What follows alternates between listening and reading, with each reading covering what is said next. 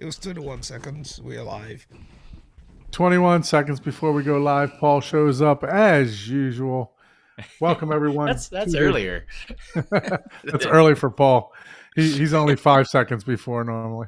Yeah. Yep. Welcome to the Home Theater Hub, everyone. Home Theater Hub number 51 as we close in on a year. Can you believe it? Wow. I can't believe it. We're on number 51. Next year will be our 1 year anniversary of the Home Theater Hub. It's just, I mean, I can't believe it.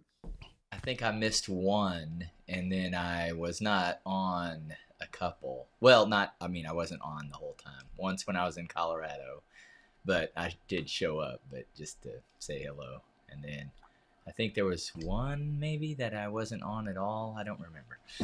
So, Yeah, there might have been one or two. Not very many, but we look. yeah. You're a host, man. You're not even a co-host. You're a host. I know, right? And you're hosting tonight's show, so get ready. Ike is extremely tired today. I will say thank you, Ike, for supporting my Ravens today with your purple microphone cover and your purple hat. So my Ravens are playing right now. So if you guys see me looking over to TV, that's why. So Yeah. but They might be winning now because you're smiling, right? Look out for that expression to Hey, change. that's a good place to be, man. The Mhm. Chiefs won last time, but man, they got some. They need to tighten up ship, I think, a little bit. Yeah, Yeah, it's a let's tie move game on right from now. football because I don't want to talk about the Cowboys and all that crap. Yeah, it's a tie game right now, Sore subject. 7-7. Yeah, you need to keep them Cowboys quiet. Yeah, What's going on, Chuck? How are you, sir? Thank you for the congratulations. Mike, what's going on with you, sir? Appreciate you being in the chat already. So, Paul, how was your week? It's been okay. Yeah, I've had better weeks. So, but I mean, overall I'm good. It's just, you know, just nothing exciting. I did. I think I already told you guys. I did upgrade one of my switches, my network switches, and I am going to go ahead and upgrade my. I think I'm going to get me the Unified Dream Machine Max Pro that can have 5 gig throughput. But I purchased, and I don't know if I told you. It's a long story. I figured out something with my NAS and stuff, but I ended up buying a switch that can do link aggregation to allow my NAS to do 5 gig. Oh, wow. So NAS now is Nice. connected to 5 gig, and because I was trying to figure You- out a problem I had. Yeah, well, I finally got that what is it, that the switch that we were working on before? Yes. Yeah. I finally got that all hooked up, and that seems to be Oh, okay. working good. So it's the 10 gig. It does 10, 5. What is that? What is the Ubiquity? It's a Ubiquity Yeah. 4-port That switch. that's the Unify is Ubiquity. The Unifier, Yeah. I don't even know. Yeah, if so I got that see hooked up. It's the it. Let's see 4-port if I flex, Yeah, and it's so way over here. Let me see. I'll show you. It probably. Let me turn. yeah. I like that you guys are upgrading to all of that, but I don't know if I need that, man. Like, well, I just wanted to I wanted to be able to, because all my stuff is already digital, right? So it's already on hard drives. Yeah. So I can go from NAS to hard drive, from hard drive to NAS super flash. fast. Yeah. Right, as long as it's SSD or whatever, it's still got to read the hard drive, right? But if I can get it the throughput to be the full, like Paul says, 5 gigs. I mean, you can move files around like crazy. I mean, I have this little SSD Samsung, and I tell you what, man, I was copying from digital to digital like extremely fast. When it wasn't a disk spin, it was like, I mean, 10 seconds, for a 60 gig movie. It was fast. So through the Thunderbolt, it was really, really good. So I understand, you wanting to upgrade that way you can move those files, to wherever you're digitally, if as long as you don't have to spin a disk, right? If you're copying a disk, it's still going to be the same time, right? If you're ripping the disk, because the reader still has to read it. And even so, with a not an SSD, just a regular hard drive, as long as it's spinning the disk, it's going to be slower than the SSD. It'll still take some time to do it. But if you got the 7200 RPM. drive, RPM, it'll be a little bit faster for you. But yeah, no, that's great. I was thinking about upgrading to the Ubiquity stuff also, for just to do the whole house. I want to do a second rack in And my. and what's really cool about it is, especially if you know some nerd, you can actually you normally you want to get a switch that has a cloud key, unify cloud key. And then once you do that, you can basically share that with an admin person, and then they can access your switch to program it. So they'll Okay. have access as if they were sitting right where you're at. I do that for a couple of my buddies here. I don't do it professionally. I do other stuff, but yeah, one of my friends, I had him buy the Unify with the cloud key so I could monitor and troubleshoot his network. And he had a rogue device actually broadcasting his network ID. I think it was probably one of their kids had something that assigned an ID, and it was Hmm. just, but it wasn't a router, right? So it was basically interfering with all of their Yeah. Wi-Fi access because it was just random and things were connecting to it, and it didn't have internet access. So anyways, so once I found that out, I was like, look, we're just gonna have to change your SSID. It's gonna be a pain. You're gonna have to redo all your devices, but I can't find this device. I even did a net scout, like the signal strength device, to try to find it. And as soon as I got there, like 10 minutes in, it shut off. And I was like, okay, I don't know what's going on. I don't know where this. Maybe it was a neighbor. I don't know. Whatever it was. Hey, it's called network segmentation. Yep, exactly. So I'm You like, gotta okay, break your home network into smaller yeah, segments. yep, pretty much. And that's exactly what I did. Actually, I had the his wife works at a rather important industry, so I just set her up a total separate. I just hardwired her. I was like, look, you shouldn't even be running wireless. So, but yeah, the Ubiquity Unify stuff it's top notch, and I mean, it is just as good as Cisco or Extreme Networks, Juniper, all that stuff, but it's consumer prices. You know. Yeah, let's give a real quick shout out to the chat. Big, Michael, Sky Lake, Cinema Pro, John. We got Benny in the chat. Thank you guys for joining us tonight. Yeah, Benny, I sent you a text message. I told you to stop ducking us, man. That was a joke, by the way, Benny. I know you've been busy, so Benny's like, I'm in the chat. How am I ducking you? Yeah, he might be like, I don't mind showing up, but I don't want to be on until midnight. that's fine. We'll schedule him first so that he can get his. I mean, he posted pictures again today. I'm going to talk about this too. So Casey, he's big on Facebook groups, and he has been trying to put together a Florida meetup group. Him and Michael, Michael Stevens, youth man, they've been trying for a little bit to put up a Facebook, I mean, not a Facebook group, but a Florida get together group. Florida get together. Yeah, and Benny posted pictures of his theater saying that he's going to host, and he lives about 2 hours. He lives in the Orlando area, so he lives about 2.5 hours north of me. But he posted pictures again, and I immediately I was like, you know what? I gotta send Benny a text message, man. Stop ducking us. You need to get on the show and show off this wonderful theater that you have. I know that he's been extremely busy though, so it's whenever you can, Benny. No pressure. I know you reached out to us before, but we had already had a guest on, so I apologize for that. But yeah, no. I know that we have 2 guests scheduled next week. Not next week. Next week and the week after. So if you want to, and then we're going to talk about Thanksgiving week also. I think that we're probably going to try to do the show on Friday. Isn't that correct, Ike? Friday instead of Thanksgiving evening. That way we spend time with our families and stuff like that. We may More like that way we stay alive till Friday. So that is true.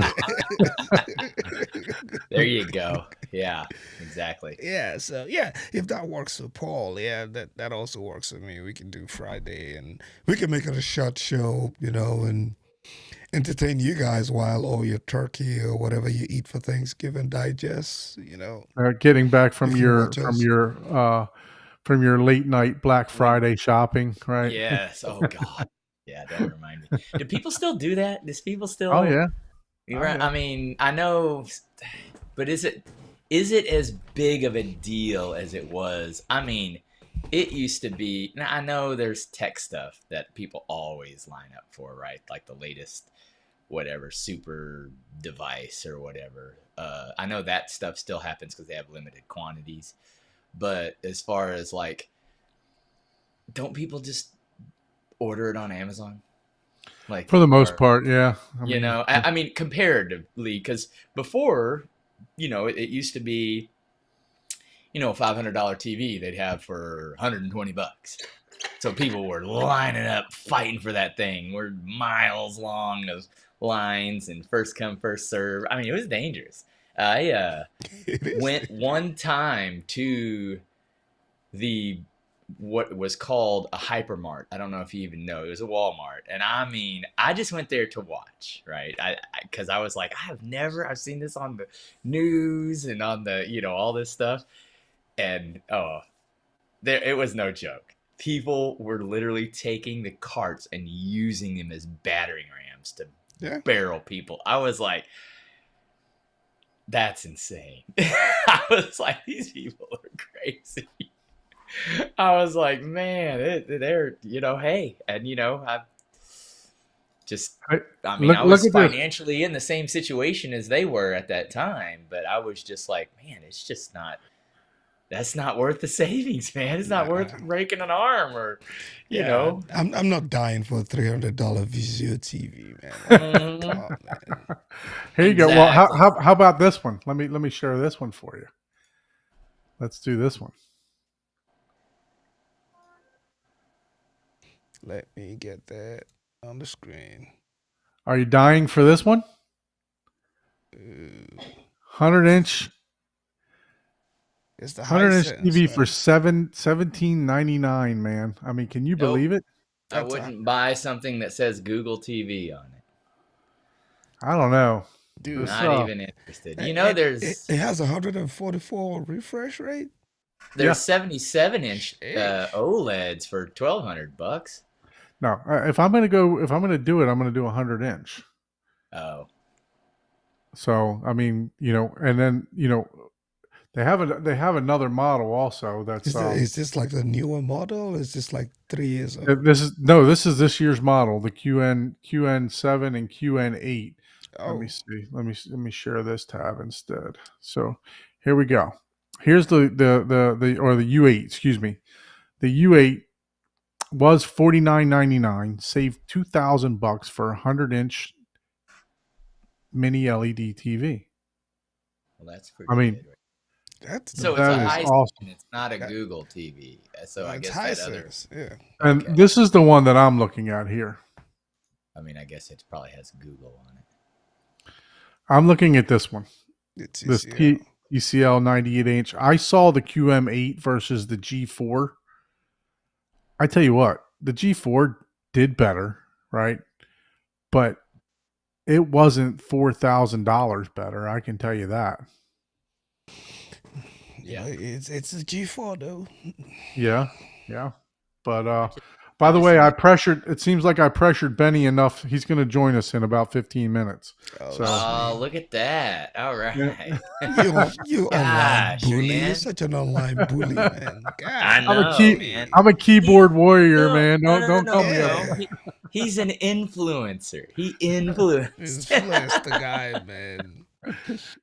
Oh, quickly, let me pull this up on the screen. John says, thanks to you guys, I ordered the Revolution 8K Pro. That's great, man. Dude, I should be having that coming in sometime maybe next week for review. So you're probably gonna get it before me, but I think it's a great play. At least the 8K is. I assume the Pro is gonna be, I have better. I received the UHD 8000. Oh yeah, Yeah. that, So yeah, that's also a beast of a device. Yeah, no, that's fantastic that you picked that up. You should enjoy that. If you need any tips or anything like that, just shoot me a message, Facebook Messenger or anything like Yeah, that. I'll be happy to help you. we'll help you set it up or John Robo. help you Yeah, with some tips I and am a tricks. trader. Help you with some That's funny. tricks to What's that? The help you get Zudu? set up. Yeah, Yeah, that's it's the the Zedu, newest not the Zedo, right? Revolution. It's Yeah. the Yeah. newest Zedo. You sell out, but we understand. We know how you got it, so So we'll let it slide. Paul. getting back to these TVs, I spoke to Brian Whisper Status in chat, and he said that FOMO likes the TCL and he likes the Hisense, the U8 series.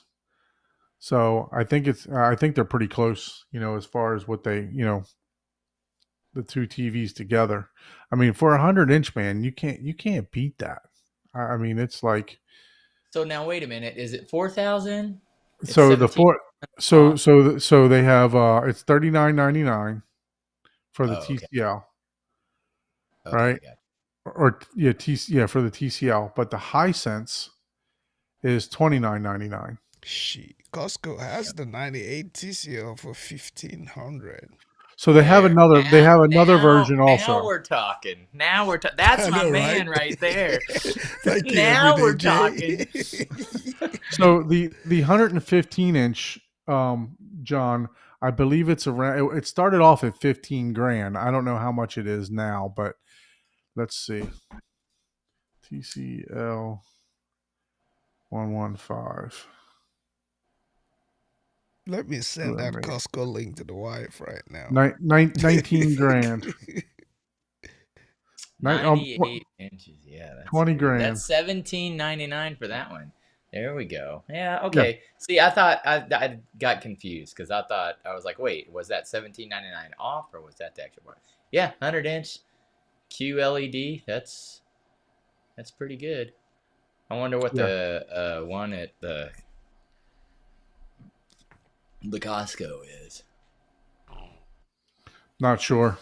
The Costco is the I think it's the Q67, the 7.6 U6. U7.6. It just says Q67. It's the Oh, okay. QLED. I'm looking at the TCL, QLED. right? Okay. Yeah, it's But it's an LG one. Yeah. Yeah, it's a QLED TCL, 120 hertz. Oh wow. So I mean, if you're looking for a large display, Yeah. I'm telling you, I personally witnessed the QM8 versus the G4.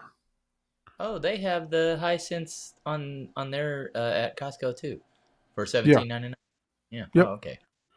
Best Buy, Costco. I think they're all the same price everywhere. Yeah. Same price everywhere. Yeah, but I think I'll take the Hisense over the TCL though. I have not seen the Hisense.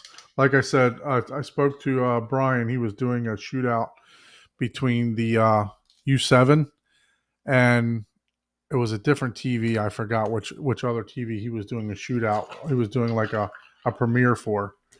And I asked him which one, and he said he liked the Hisense and FOMO liked the TCL. So I definitely respect both of their opinions. So I don't think you can go wrong with either one of them. You know what I mean? Yeah, I've seen that. I guess. I mean, I believe it was at Cedia, right? We saw, or was it? Where did we see the '98 when the Hisense first released its big screen? That looked really good. So Yep. Yeah, And I'm, that's what. I'm right now. I have a 75-inch Sony, and it's older. It's not. It's one of the. It's a E900. how much does that TV weigh? That 100-inch right there. Let me go on and see. It's cheaper locally if you have a truck, right? So they don't have to ship it. That's true. Yep. Yep. That Look at is true. everyday Jay with the tips, man. Get your truck and drive 5 hours and go pick it up somewhere. Yeah. What's the specs on there? Let's see. Show full specs. There we go. 480 motion rate, 144 refresh. Dolby Vision. Dolby Vision. Yeah. Does it? Oh, did it have Dolby Vision? Yeah. 137 pounds. 137. Woo. Wait, is Golly. that product You, with? yeah, you're not Dang, yeah, man. you're not Yeah. mounting that one on your stud, man. Yeah. You better. That ain't drywall anchor there. You're gonna be. You need some lag bolts in them studs. Yeah, they make special things that are 160, 170 pound rated just for one bolt. Yeah. You drill in a half inch. You drill like a half-inch hole, and it's got this long like zip tie, like it's almost like a zip tie thing, but it's got Yeah. a screw on one end, Yep. yeah, and then It it has the flattens bullet. out. Yeah. Yep, and then you stick the screw in there and you break off the piece, and that's I believe they have some of those rated for 160 pounds. So me, I don't have an issue. I'm drilling straight into block, so I have Okay. about I have about that much a furring strip, and the rest goes right into block. So I'm Tapconning everything into mine. So I don't have I'm putting thick Tapcon lag bolts into mine. So I don't have an issue. You don't have that problem. Yeah. Nah, yeah. Drywall is surprisingly strong, believe it or not. I mean, No, it is. Definitely is. If you try to than sheet break, concrete. I mean, trust me, it's just I've been working with this drywall long enough to know that if you try to break like a piece of drywall like this wide, it's if you break it long ways, it's fine. But if you try to break it in half, it's extremely yeah, strong. yeah. Oh wow, 256 demon zones. That's not. Well, I mean, I'm not impressed by that. Which TV are you speaking of there, Michael? For Yeah, for 256 the don't. 100, he's referring to the 100 inch. Which one though? The one that We, you're looking at. The one we you got Well, looking it's at. a bright TV. Whew, it's gonna burn your retinas. Ooh, yep, 100-inch. you're gonna be staring at that solar. U76N. Oh, okay. Let's see what the TCL has for That's dimming why I zone. just go OLED. You don't have to worry about the dimming zones. Man, Just dim. you can't beat OLED, man. I'll take a smaller screen size than. This one with up to 5,000 local dimming zones. 5,000. Yeah. Now that is, that's That's a bright. And then decent. up to 5,000 nits peak brightness. This is the one that I was looking at. That's crazy. That's why the color is better. The color is probably better on the TCL than the Hisense. So Oh, John said he went with the Samsung QE85. Bro, you will not But pay no me. Dolby You will not Vision on pay a me. You will not on pay a me to single? buy a Samsung, man. There's no Dolby Vision, man. yeah, Samsung does not play well with Dolby Vision. They have a battle They have going on. the HDR10, right? Just Plus. get the HD Fury, and then then you'll have Dolby Vision on the screen. Yeah, it's psychological. I just want to see Dolby Vision. Well, that's what I'm saying, man. You get up at HD Fury, and you'll see Dolby Vision pop right up Yeah. on there. Let you know, like, oh, Dolby Vision. It's The like only negative that I saw about this TCL is that it says it's got anti-glare, but I thought I was seeing when I saw it, I thought I was seeing a lot of lights and reflections. So Did you that's see it in a Did you see it in a showroom? I Well, saw it at M-Wave. it's Oh, anti-glare. It's not it's no not. glare. I know, It's Right. just right? It doesn't tell you what we're percentage. not admitting that we have glare. Well, the problem is that I got 4 humongous windows right next to where the TV goes. So Oh Yeah, Jesus! Yeah, don't don't do you're that. gonna have to get some electric blackout curtains, my man. Something, well, man. I have blinds, but Well, the I kind know that's you get them electric and powered. That way, whenever you turn on the TV, it automatically. 100 inch. That's a large surface area you're covering, man. You're gonna Oh need. yeah, Mhm. yeah. Well, I have 77 right now or 75 right now. I have the Sony E900. It's an older TV. It's one of the Dude, first. that is more than twice the size, though. From 77 to 100, that is. Let's take a look at that. At least 1/3 Oh the size. god. Yeah, it's what is it? Projector screen.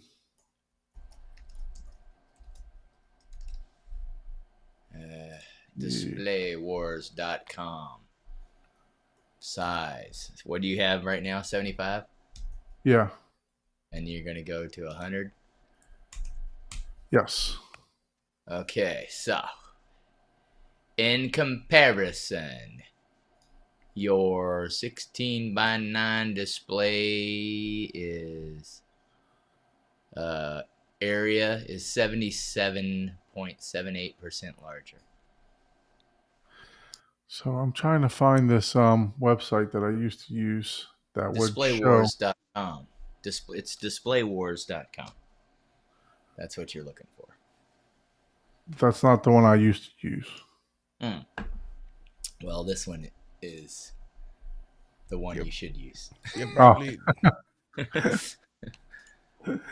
I'm trying to pull it up because you can enter the two and it'll show like in the Yeah. background. That's exactly what this is.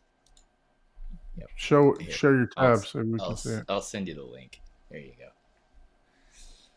Just go to displaywars.com. Let's see. So that's the way that you basically compare, because people don't realize it doesn't look like it's that much, but whenever you're looking at actual surface area and stuff like that, you really needed that calculator to really get a perspective. 77% larger. That's getting close to double the size. That's huge.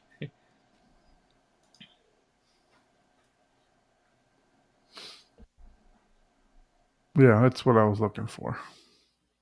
Yeah, and then you can scroll down, and what you really just look in comparison, and you just look at as a 16 by 9 display. It's 30% larger diagonal, but as far as the area, which is what I guess it's 70. Did I say 77? Yeah, 70. I don't know let me look to see if that's, no. What did you type? Oh, I said 75 to 100 inch. What did 98 is the TLC. Okay. I was like, yeah, that's 7% difference just from 98 to 100 inch. Yeah. That's a big difference. So anyways, that one, 70% larger in area, that's a lot of area, and looking at it, the blue versus the green, you can compare the actual area. So it's not quite a double, but that's a huge difference. So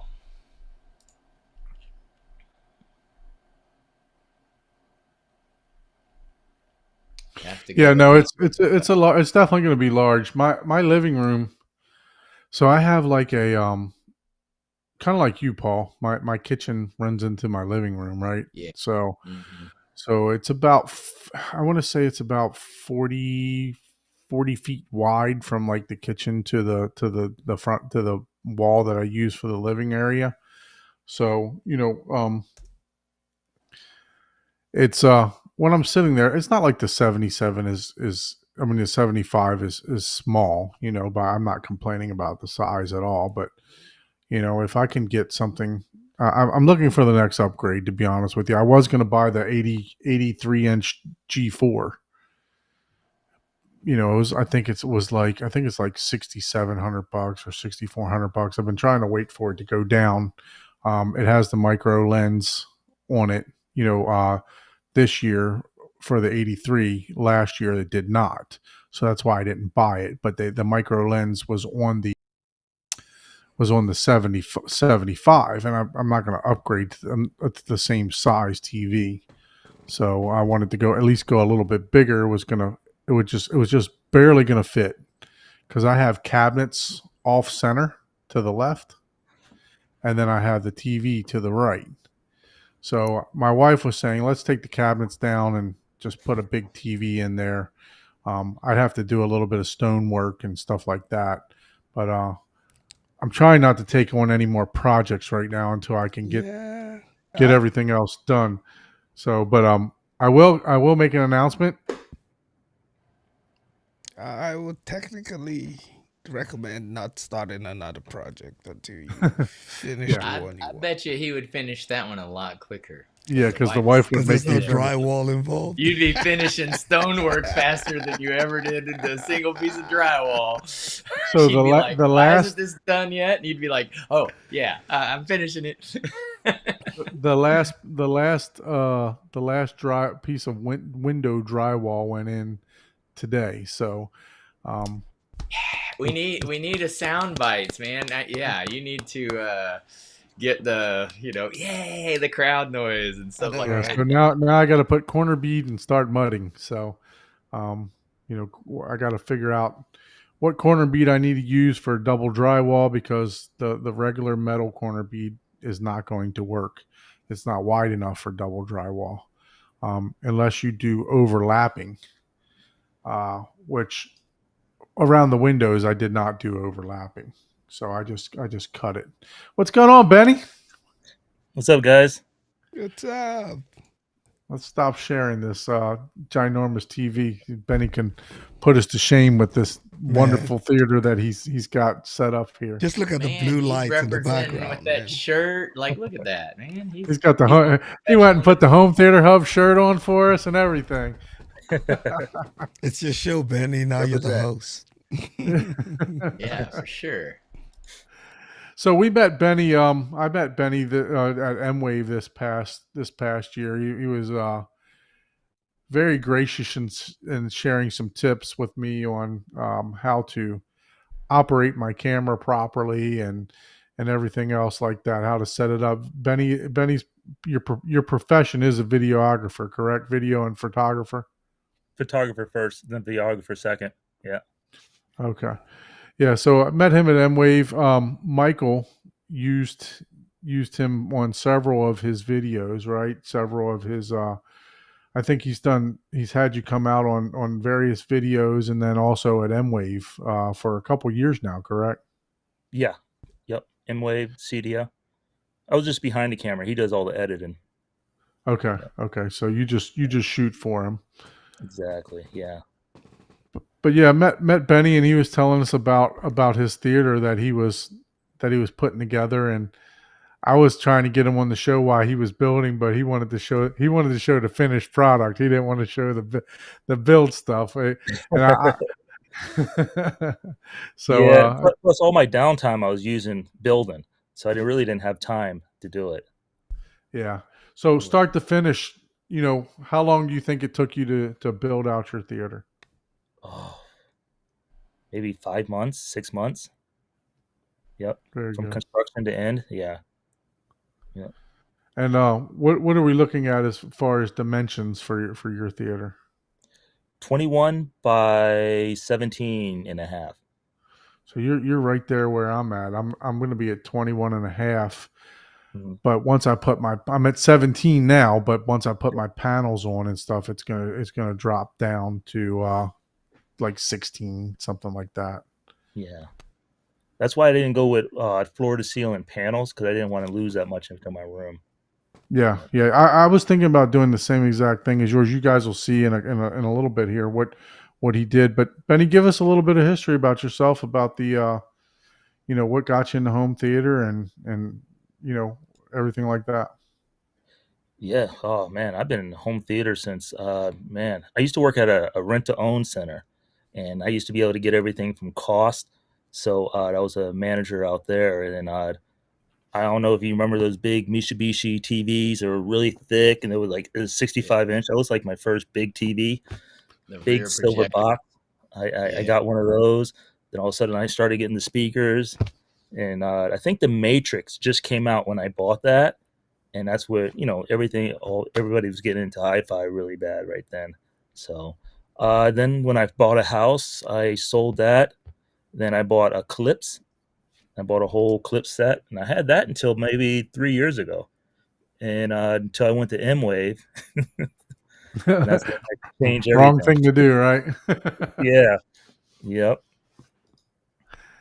So you went to M Wave and then wound up deciding to do a whole dedicated room. And did you have a dedicated room with the clips before?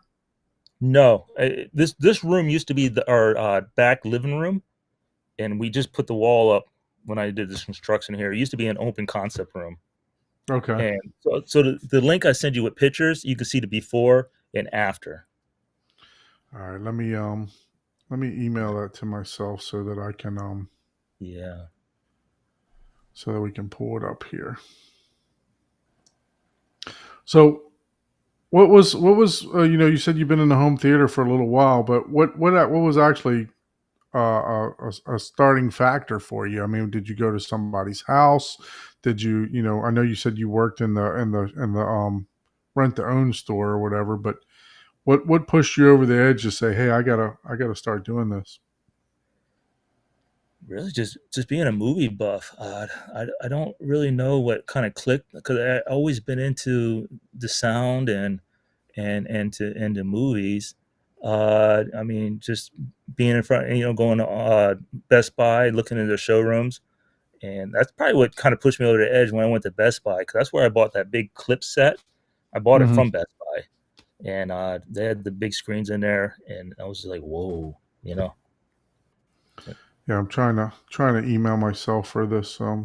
Yeah, it's almost like everybody starts with a cliff system, right? Like if you Yeah. started with a cliff system in the chart, just put a one or two or something. Let us know, because I feel like 7 out of 10 people in the home theater community have owned some type of cliff product Yeah. or an entire cliff setup for their home theater, Yep. and they're great, man. I like them. Yeah. You know, I'd be interested to see how my old speakers sound in this room now that it's treated. probably better than you thought. And Right? you Yeah. and you Exactly. know You're and like, you oh man, I should have never got rid of them. yeah, because Yeah. my cliff system, I gave them to my friend Franklin, and we're gonna get him on the show at some point. He currently uses them at his home theater, which is dedicated home theater, well built and everything. And I can't even believe they're the same speakers I had. Yeah. It makes no sense. I'm like, wow, why did I even go down this route again? Right. Right. Yeah, so yeah, I mean, room treatment and things like that can make a lot of change. Absolutely. You want me to share what you're sharing, Don? Yeah, this is Wow, that just Benny's looked, that Benny's just, photo. This is just a photo wow, album here. I I haven't mean, you even can looked at download it it. yet. You can download. It's easier. You can download the whole album. Okay. wow. Okay, I'm just gonna There- pull it off. Yeah, just pull it Full up. Put it screen. on. Yeah, put it on the full screen. If you So scroll Ah, down just a little bit, you'll see there's tabs. One says construction, all and right. So one is we'll the start room. there. Yeah. man, I need a website, man. Yeah. Yeah, it was giant open concept. Yep. That's kind of Yeah. how what I have right now. Yeah, I'm not. that's exactly how mine started. I had to close up a Yep. few. In that window, that's my screen wall now. Okay. Yeah. Ah, okay. Good. Yeah, yeah. Good Yeah. plan. I like that. So that's the So screen. That's the screen Yeah. wall, and you still get Oh, go 17. back sure. one photo. And you see the tape on the ground. That's how thick my wall is. I think my wall is 20 inches out from Okay. the. Yeah, I taped So everything that's off. that's the false wall where with all the speakers and everything else in Yep, the behind exactly. them. Nice. And did you have anybody help you design your theater, or did you do it yourself? Home Theater Guru, I had hired them out to give me all the ideas with speaker placement, and he Okay. did a diagram. So Stephen Smith, right? Yeah, Steven. Yep. Takes all the guesswork out where to place your speakers. Right. And did you what about the aesthetics portion? Did he help you with that too, or is that something that you did yourself?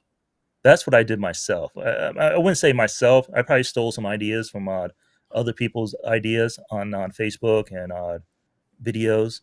I kind of stole a little bit of here, a little bit of there. Yeah, that's yours. Yeah, I mean, yeah, sure, you Yep. got inspiration from looking at a bunch of stuff, but if Yep. someone's not handing you a, hey, here's what you need to do, that's yours. I mean, I know people, get sometimes a little, hey, that's my custom idea, and it's like, hey, it's technically just inspiration, um, Exactly. unless you're doing an exact duplicate room.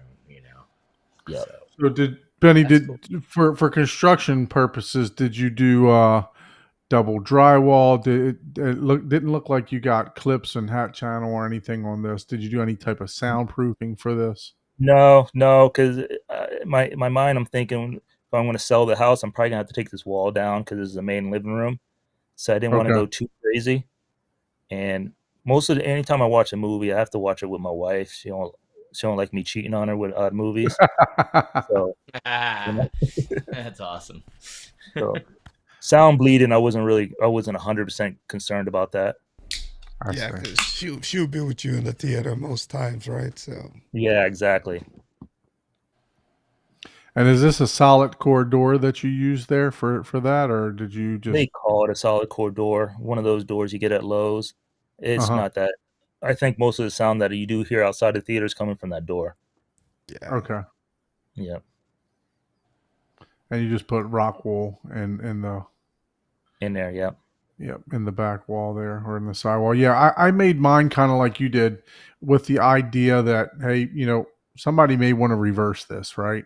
So I Yep. tried not to mess up as because mine I converted a garage and an office, right? Mm, And then my studio now is a is a fifth bedroom that I have that I'm using for like the YouTube stuff and my office and everything else. So mhm. somebody may want to convert that back. They may want to open it back up. So I did exactly like you did. I have a tile floor. So what Mhm. I did was I made sure that I drilled when I put the bottom plate on. I drilled through the grout, right? Okay. So that the grout could just be put right back in. Right. If somebody wanted to fully, everything is just fully reversible. If Mhm. I need to move the front wall, I can move the front wall. I actually thought about putting the front wall on some type of roller system that would allow me to move it back and forth, because eventually I thought about getting in walls later on. So Right. if I got in walls, then I shouldn't need 2 feet. You know what I mean? So Yep. unless I'm except for the subwoofers that may go to the back, you know what I mean? So, but yeah, no, I understand. So looks like you did well, from this picture here, looks like you did some sort of an angle for the LCR. You got the center straight on, and then Yep. the right and left angled. Talk to me about how you actually angled that. Did you just cut the wood on an angle? Did what how did you take care of that? I built a box. Pretty much it's just a box. Then I just kind of angled the 2x4s kind of on an angle, so I can tow them in a little bit. Okay. So is the Yeah. bottom plate there, is that a 2x6 on the bottom so that you can move one out further? No, they're all 2x4s, but you might see there some of them are double jointed. Are you Okay. talking about the ones hitting the floor in the middle? Yeah. So like this, you see how this is this bottom plate here? You said it's Yep. that's a 2x4? Did we have prior pictures? Oh, that's Yeah. that what it is. It's deep. Okay, it goes all the way to the back of the wall, so you do have Yeah. room to stagger them to make Yeah. it And there's like a come out. 3/4 inch plywood on top of that. Okay, Yeah, that goes across. so then that enabled you to take this one over here and bring it out a little bit further Yeah, 'cause I needed to something to get the build those angle. top 2x4s into. Yeah. Yeah. Okay. Yep. Yeah, that's a good picture of that there. How it comes all the way to the edge Yep. versus this one to the back there. You can definitely see the angle there. Yep. And what's it looks like you got the Ascendos under here, right? So is that your LCR, the Ascendos? Those are actually the Ascendo wedges that go on the ceiling. Those are my Okay. Atmos. Well, I got 4 Atmos. Then I got 2 of them I'm using as front wides. Okay, yeah, so they got the natural angle for using them as a Yeah. wide. Okay. Yep. All right, looks like this is riser time, or did you just raise the floor? That's riser. Yep.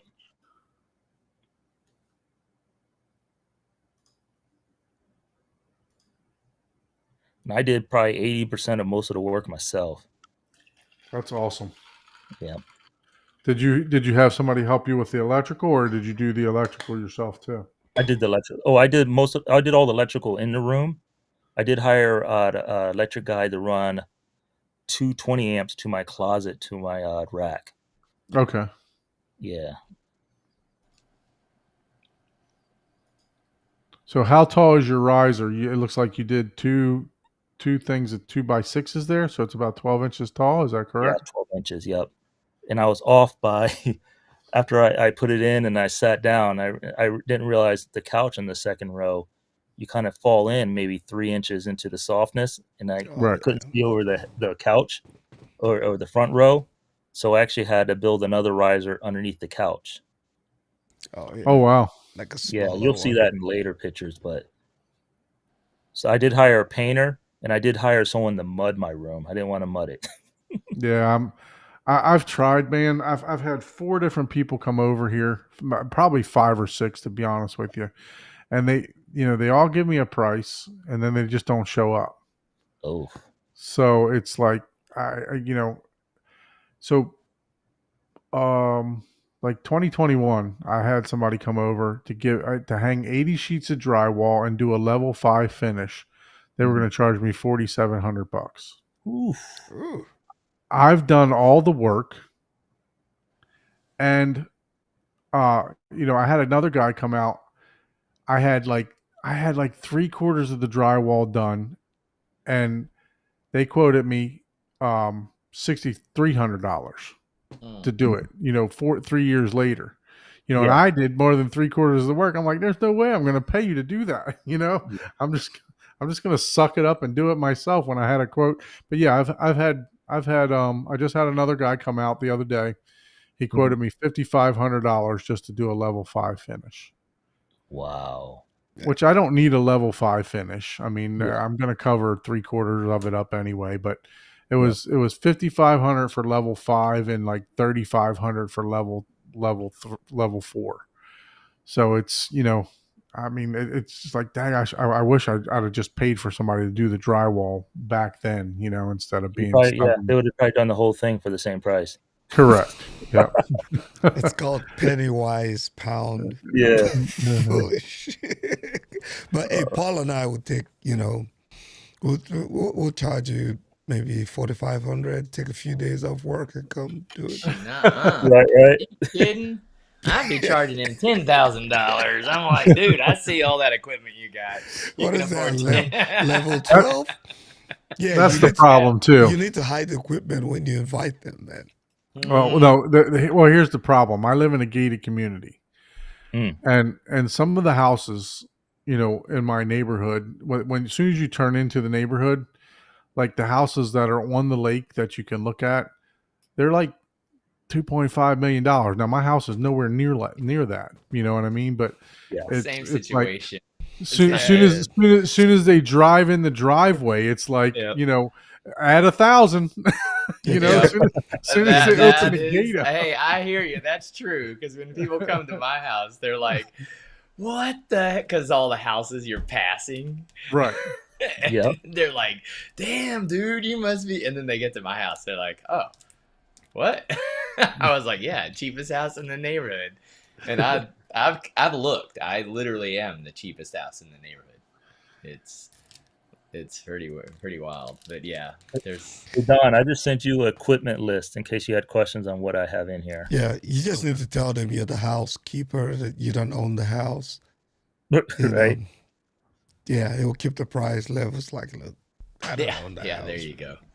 Yeah. All right. Just So say this looks like a just say it's a subwoofer rental. box here. Yep. Did you custom make this yourself, or is this what? No, that's What is GSG. GSG? Okay. Yep.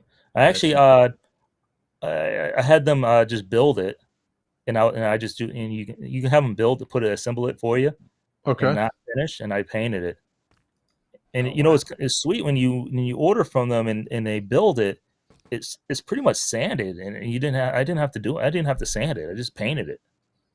Well, it's going behind the screen too, right? Or some Yeah. kind of cover. So the finish there, it doesn't really matter too much. I mean, it would matter some to me because I'm OCD. Me So too.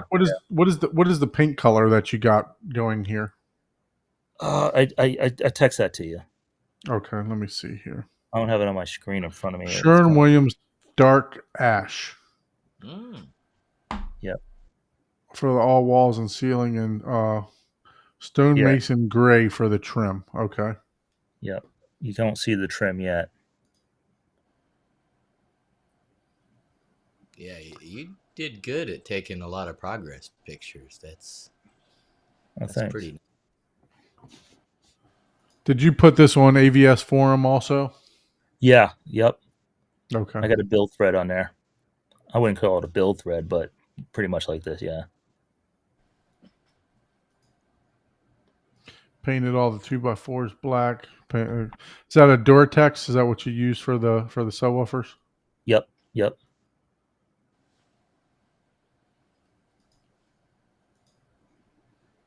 I only used one coat too, and it did a really good coverage. Yeah, man, that looks good. Yeah. Yeah, that if you have a good starting base, like, and it looked like those are finished fairly well.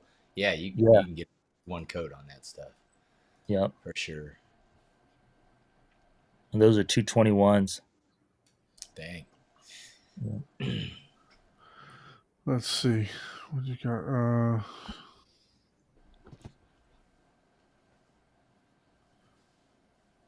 221-inch 4 ohms.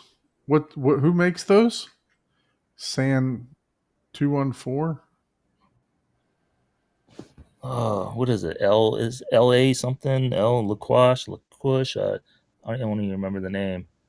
I'm not sure of that. I've never seen those before, but you got them from GHG. Yeah, it's either GSG there's two also. there's two brands everybody gets for when they Okay. use these, and I can't remember. LAVOSE. Yeah, I have heard of those. Okay. Yeah. Yeah. Vose or something like that. Yeah. And then you're doing the Behringer 6000 to power those. Yes. Yep. I have one for each channel. Yep. All right. Now we got the Ascendos installed. And the brand of the Ascendos? Those are the 10s. The 10s. Okay. So for the side for the LCR is the 10s, the side surrounds are the 10s, the rear surrounds are the 10s, and then the front wides are the Ascendo 6s. Yep. Wed. Along with the Atmos, they're the Ascendo 6s also. Correct. Yep. So you have 4 Atmos channels, front wides. Oh, I thought he had 6 Atmos channels. Nope. 4. Oh, 4. Oh, cool. Yeah. Yep. I was going to do 6, and I decided to do the wides instead. Okay. Okay. That's what I heard was the 6 speakers that you had up there, and you used 2 of them for your wides. Okay, gotcha. Yep. Yeah. And you're using the Marantz AV10. Okay. Yep. Wow. So these are all the Columns. columns that you made. Mm-hmm. Your That's the solid door. core door. Yep. Yeah, Now, that looks when you put the columns, how did you'll probably get to it here in the thing, but how did you attach them to the walls? Did you Uh friction fit them, or was there like some L brackets, or? oh no, I put a piece of 2x4 on the wall. Then you just push the columns around it. Then I drilled it. I kind of had plates inside the column, Yeah. Okay. so I was able to drill the back plate of the column into the. No, I put back plate of the column. I drilled into the wall. If that makes Okay. sense. Back of the Yep. column above the speaker hole, there's a 2x4 bracing, I see. and So I you were did Yeah, able to that. that, stick it. yeah, that's kind of how I built mine. But are your columns touching the floor? Because I built mine to float, so it's on the Mhm. wall, but it's not touching. Yeah, I can Yeah. see that brace inside of there, right Yeah, inside like of that. yeah, Yeah. a Yep. few inches from the floor. So do you have yours floating too? No, mine are touching the floor, so they're resting on the floor, but they're not touching the ceiling. My Okay. idea was to do trim, but I don't think I'm going to do trim because I can't even tell. Yeah. Yep. Okay. Yeah, I have mine floating, so it's not But your touching the ceiling boxes, or your the floor. speakers are all sealed or enclosure speakers, right? They're not just in wall. Yeah, all Yeah, your yeah, speakers. they're enclosed. Yep. Yeah, that makes total sense. Yeah. And the bottom of these columns, I did put some insulation. Okay. Ah, okay, Mhm. cool. Yeah, I didn't that's a put it good on idea. the top. Keep them from resonating or anything. Yeah. Yeah, I have mine packed with insulations all across, top to bottom. Nice. And that front light, I mounted it like that. I thought it should be even. Then it looked stupid. So then I moved it down. Oh, okay. Yeah. Gotcha. Yeah, I did exactly the same thing as you. I mean, you had to because of the stagger here, Yeah. but Yeah. I raised my second set of surrounds up also. Hmm.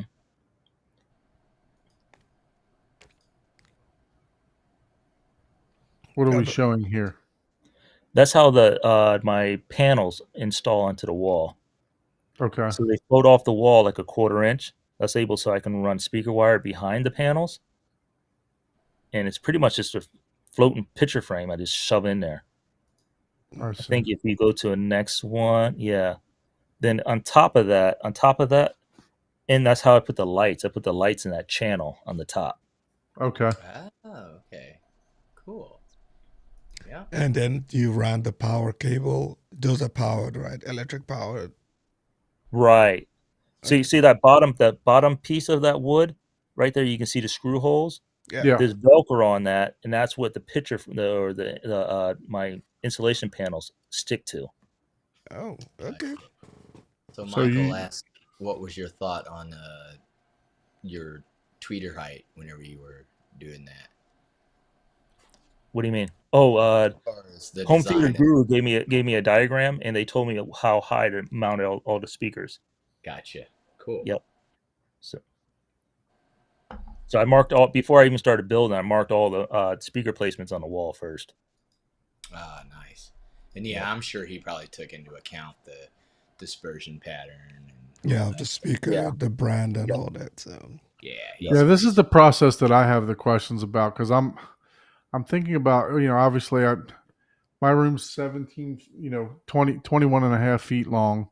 And I Mhm. was thinking about just, probably doing like 2 sections, right? Cut it in half, 10 feet and the other one 10 and a half feet and just and then put my angles and stuff in there and make it removable. But I don't know. I think it might be too heavy to use like a Velcro. You know what I mean? Kind of like you did. I don't know. This is the part that I'm really interested to see how you actually did this. So So yeah. right there, if you stop there, you can see the top and the bottom. So the my insulation or panels, it just rests on that bottom part, and I made it really snug, so I can almost didn't need Velcro. They kind of push in there really snug, it's like a friction fit. almost like a fix. Right.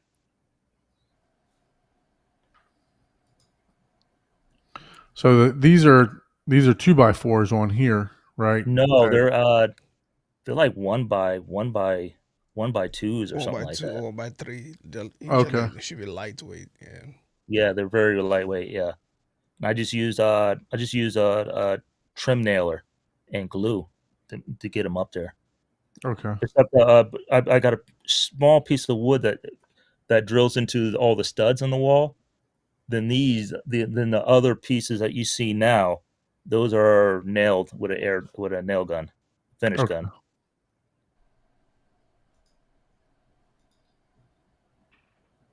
There you go, right there.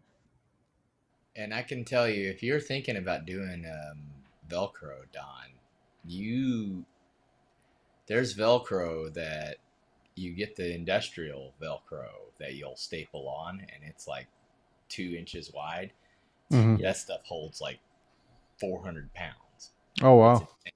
I mean, think about it. I don't know if you've ever. This is. Have you ever seen the show where they throw people against a wall that's wearing Velcro suits? Yeah. Yeah. Yeah. So think about that. That's What are, Velcro. what are you guys so stop watching? right And there. they're throwing people. They're throwing people. So there's so much energy, so much kinetic energy, and they're sticking to the wall. So 100-pound panel, it ain't got nothing on Velcro, especially if it has a like Benny here. Benny, right? Is your name? Yep. Yep. I'm horrible with names. That's the only reason I have. Yeah, he has a ledge there, so essentially there's no shear weight. It's just Exactly. lateral weight for the Right. vibration of the base. So yeah, that won't even take that much. So Velcro is extremely strong, especially if you're doing it at that width. So if that was your thought, that's a great thought, and it'll hold all day long. Yep. I can tell you that. What are we getting a screen delivery here? Yep. Seymour. Mm-hmm. Is that a Center Stage XT? Yeah, I believe so. Oh yeah. 151, 151.7, so almost 152 inch. Yep. And So are the you your cinescope or 16:9? Cinescope? Cinescope. Yeah. Yeah. Now I got the auto masking on the sides. Oh, nice. You guys, gosh dang it. Man. need to give us a demo of that in a little bit here. Yeah. Excuse me. So with the LEDs, Mm-hmm. are those WLED or are they Govee or are they did you do the programming for these yourself? Cob lights too. Those are all Govee lights. All the blue lights, those are all Mhm. Govee. All the other lights are Philip Hughes. Okay. So with those you had to strategically place outlets and stuff like that, right? To where No, actually, I got the way I ran it. That far pillar in the back to the right, I got they're all powered in there. I Okay. think I got I bought 2 packs of 60 feet, and the way I did one pack one on the top row, and one pack one on the bottom row. So you started off at the back right on this one? I think I started right there. I started there, but I Okay. think each pack has like 2 receivers, so I was able to go both ways I see. on the top and then both ways on the bottom, and they all connected and powered in there. I believe. I'm trying to remember. Yeah, because I was looking at doing. I ran 5-wire to everywhere that I wanted my LEDs. Yep. So I have to do like a separate power supply and all that stuff, because I didn't plan out doing electrical because I didn't Yeah. want all those plugs plugs to be showing and wires to be hanging down and stuff like that. So you did a great job of planning that inside of one of your columns to where you have access to it, but it's unseen. So But fantastic job also on the way I planning put my panels, I can run wire going all the way across, and you won't see it because the panels will cover it. that. Okay. Because I got that piece of wood It's like a 1/4 inch. I got like a 1/4 inch that goes behind the panels. So the panels aren't even touching the wall. Okay. So you'll see later that my speaker wire kind of going around the top. Oh, that looks amazing. Yeah. That is cool. I'm all about the lights. I mean, I know a lot of you turn them off, and I know a lot of people are against them, but it's very artistic, and and you can do so much with it. Yeah. I I love really, when I listen to music and just chilling in here. yes, Yeah. yes. I have like the Gobi AI sync box, and whenever I'm watching like a live concert on Blu-ray or on YouTube or something, and I have it to where it goes with the lights. Mm-hmm.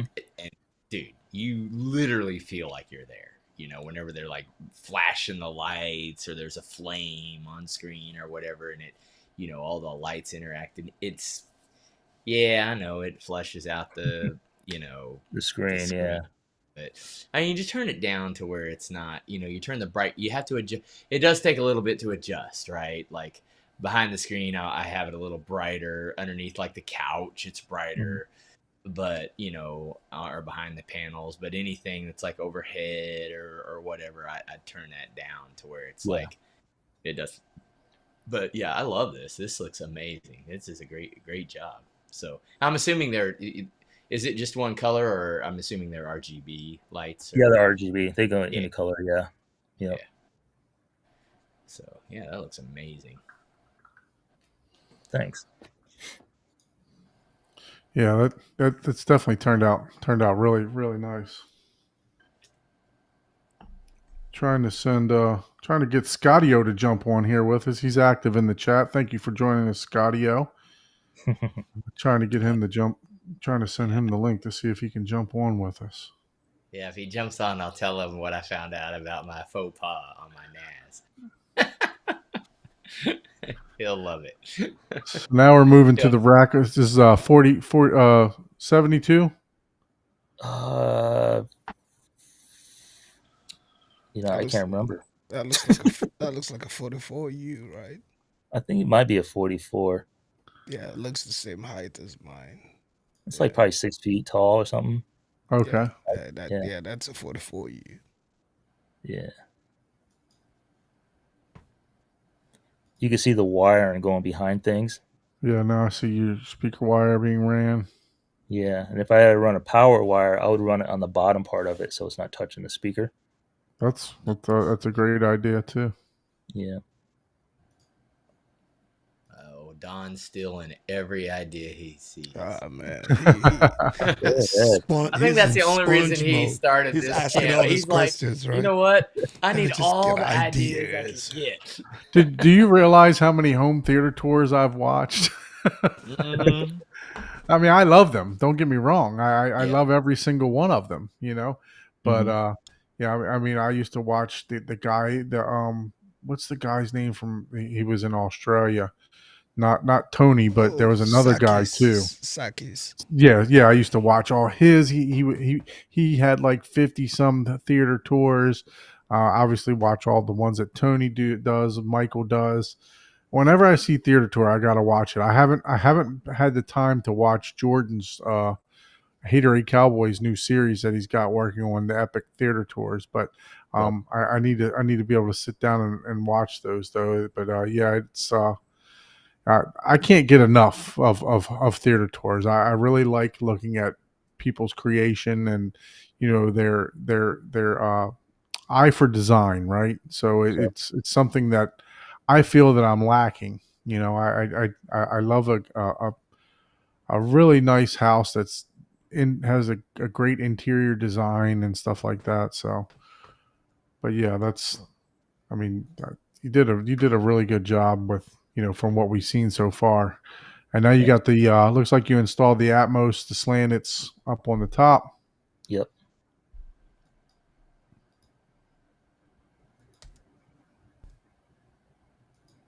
So the AV10. So you're using. Let's see here. So is the front one acting as your wide, and then the back one acting as your side surround? Is that how you have it set up? No, the one you just pointed at first, Mhm. that's my front row side, and the other one you just pointed at is my second row side. Okay. So Yeah, you have they're just wide cabled together. okay. So Yep. it's the same Same signal. exact sound. Yep. Yeah. Yep. Yeah, because that's what I'm looking at also, doing the same thing. Yeah. You can either do that. Some people say maybe use a mini DSP. Hmm. I don't really hear delay or anything like that or any weirdness, so I just left it. And did you run your calibration? Are you using Odyssey or Direct with the AV10? Direct. So when you ran it, did you run it with only one set of side surrounds, or did you run it with both sets going at the same time? I think I ran it with just one. Okay, which is Yeah. probably what you should do. Yeah, because the front row is most important. So I think I ran it with just the front row. Okay. Yep. So got the screen up on here, and then this is what I'm looking forward to see how you filled it in, because I this is these are the stages that I'm about to get to. Okay, I see Yep. your wides up here now. Okay, Yep.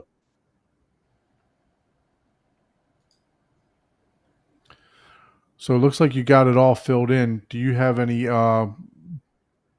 build uh, of what you did here in the back? Do you have any pictures of how I you don't built the panels?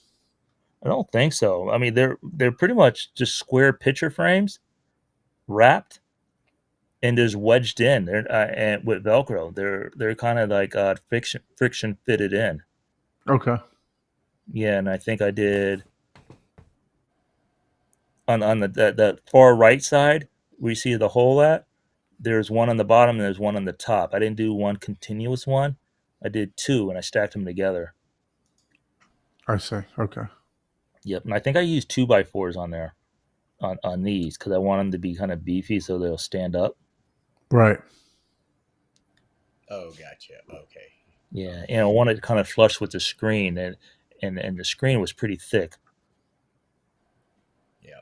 Man, that looks good right there. I mean, it's already a little black Yeah, hole right I like how you came off the side. This is the same Yep. exact thing that I've talked about a couple times, coming off the side here, about Yep. 5 feet, so that Now, you can, that's not installation or anything behind that part. That's just a what do you call it? An NDF board wrapped with fabric. okay. Yep. And what fabric did you use? Did you use Guilford of Maine? Did you use something else? No, that DMC fabric. DFC fabric. Yeah, I think Yeah. that's what it's called. Yep. All of it is the same fabric. One's black in the front, then it's like a gray on the side. Okay, I'll have to check that fabric out. Yep. So this is going to be one of your panels, right? Right. I see you're using this is kind of like a diffusion type of Kind of. area Yeah. here. Yep. Was there any science behind that, or is that something Steven told you to do, or is that something that No, that's you just just did? I just seen other people do similar things like that, so I didn't want to. I was afraid the room was going to be too dead because I was putting installation all around.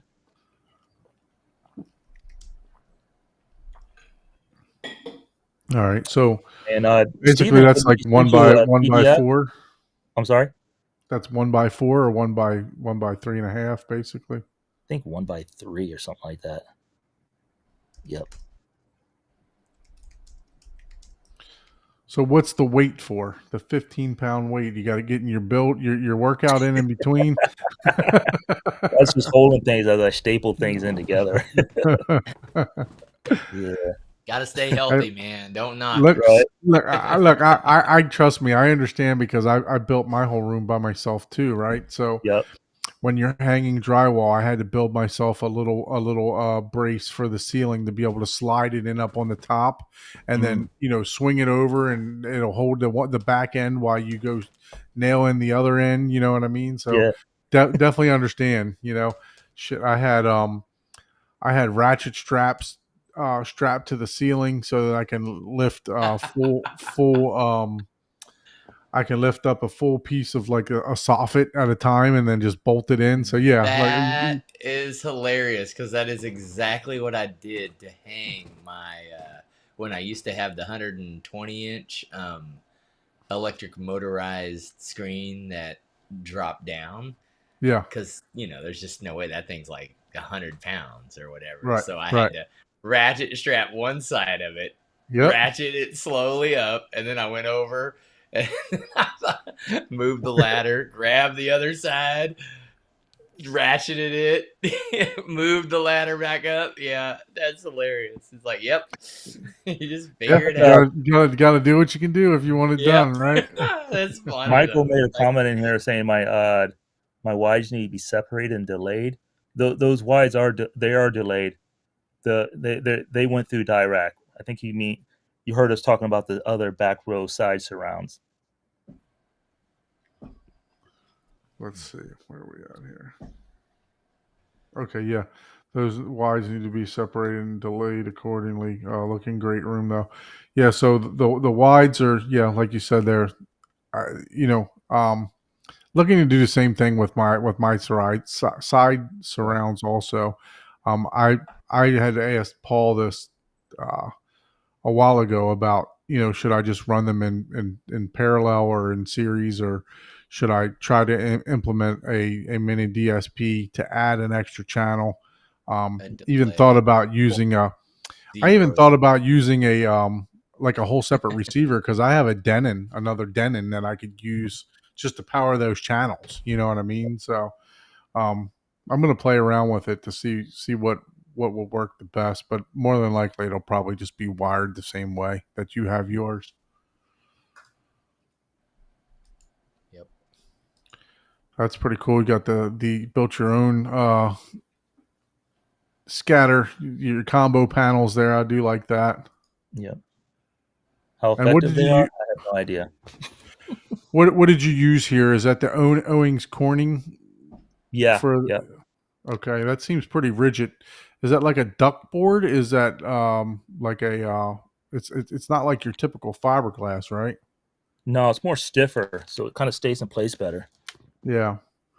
Yep. Yep. Yeah, that's what. And how thick is that you used for I these got panels? 2-inch going all around the room. Okay. Yep. Oh wow. Yeah, the whole room. Wow.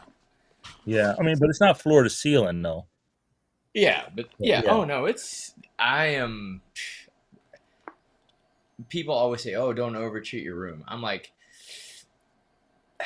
do some basic math. Minimum is 20 to 30%, Right. and you got to count your ceiling and your floor with that. Yeah. So even at that, it's not even. You might not even be all the way at the 30% mark. Right. But again, there's a range, 20 to 30%. But Yep. it's all about just measuring your RT60 decay and what you like. Some people like more lively rooms, so again, there's no wrong or right way to do it. But I'm yeah, you really.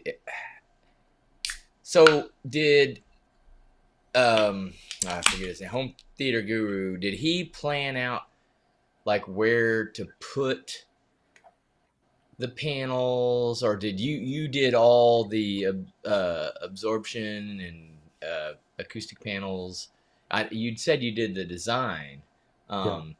but this is the thought that you had to say, I'm just going to do all the absorption around the whole room here and Correct. go with that. And my thought is, if it's kind of in the wrong spot, or if it was wrong, I can flip the panel around and have the fusion to more to the left or more to the right, or move them around. Oh, yeah, that's there you go. That's Yep. on the off chance that you did too much absorption.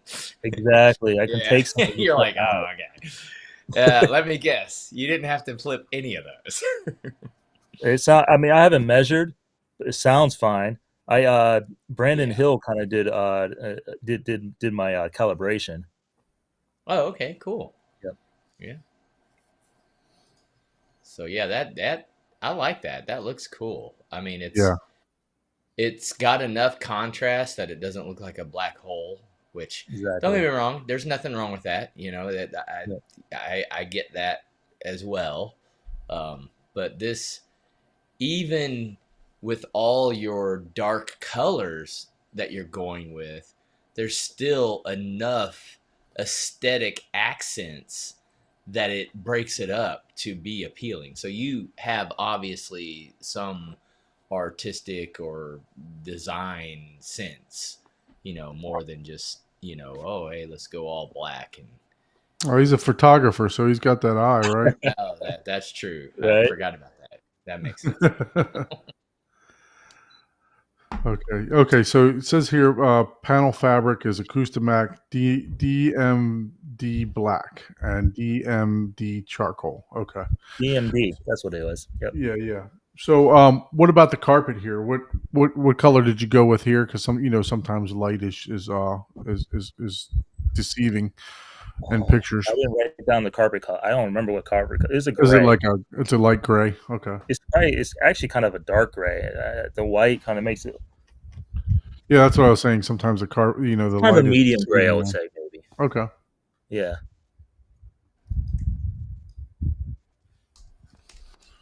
Those are my the covers I put over the speakers on the columns. Okay. So like trim work on the speakers. Yeah. Oh, wow.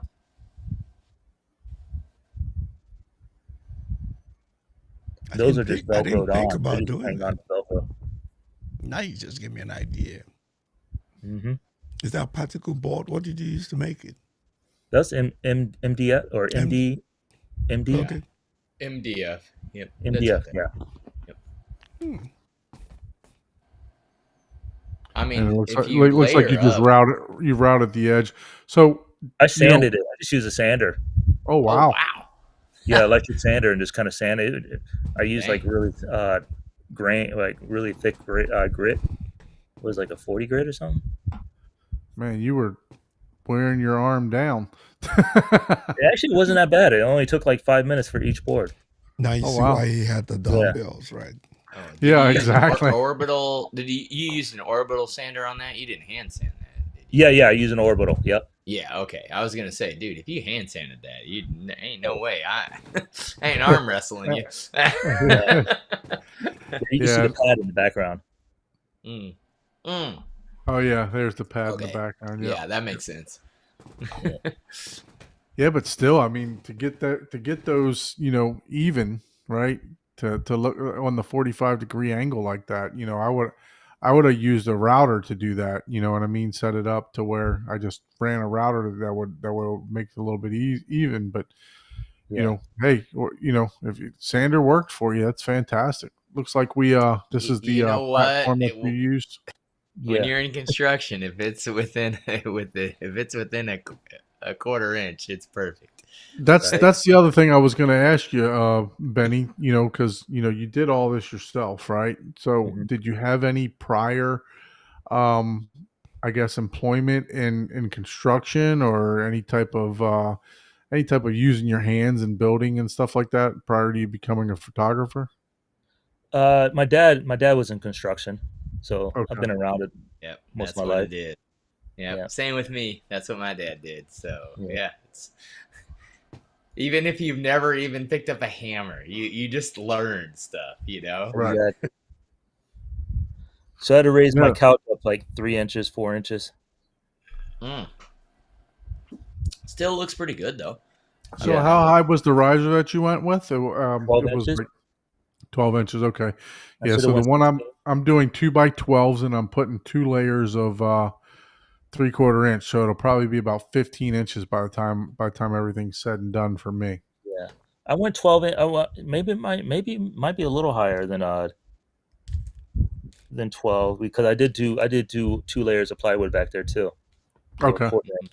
Well, not quarter inch. I did 3/4. I didn't want to just squeak. Yeah, absolutely. Okay. So here's some Stephen Smith designs for you guys. Yep. Oh, nice. All right.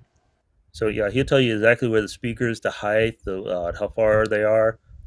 I mean, right on the money.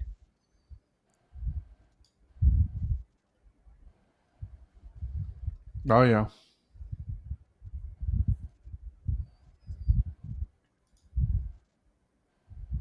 That's the sound stuff he gives you. Tells you where to Okay. put your panels and where to put the fusions. Yeah. So he's got the looks like the Viacoustic the multi shape diffuser panels up there. Yep. Yeah, they the ones that are like I think they're like 6 inches thick and they have all different like little sizes that jet out. And I Yeah. guess these are some clouds up here, right? 2 clouds. Yeah. I didn't really use this part of the design he gave me. Okay. Yeah.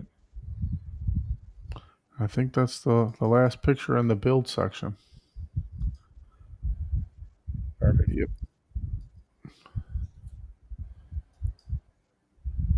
Man, just a phenomenal job that you did here for with this build. I mean, looks fantastic. So the only part that you carpeted the riser, or did you continue throughout?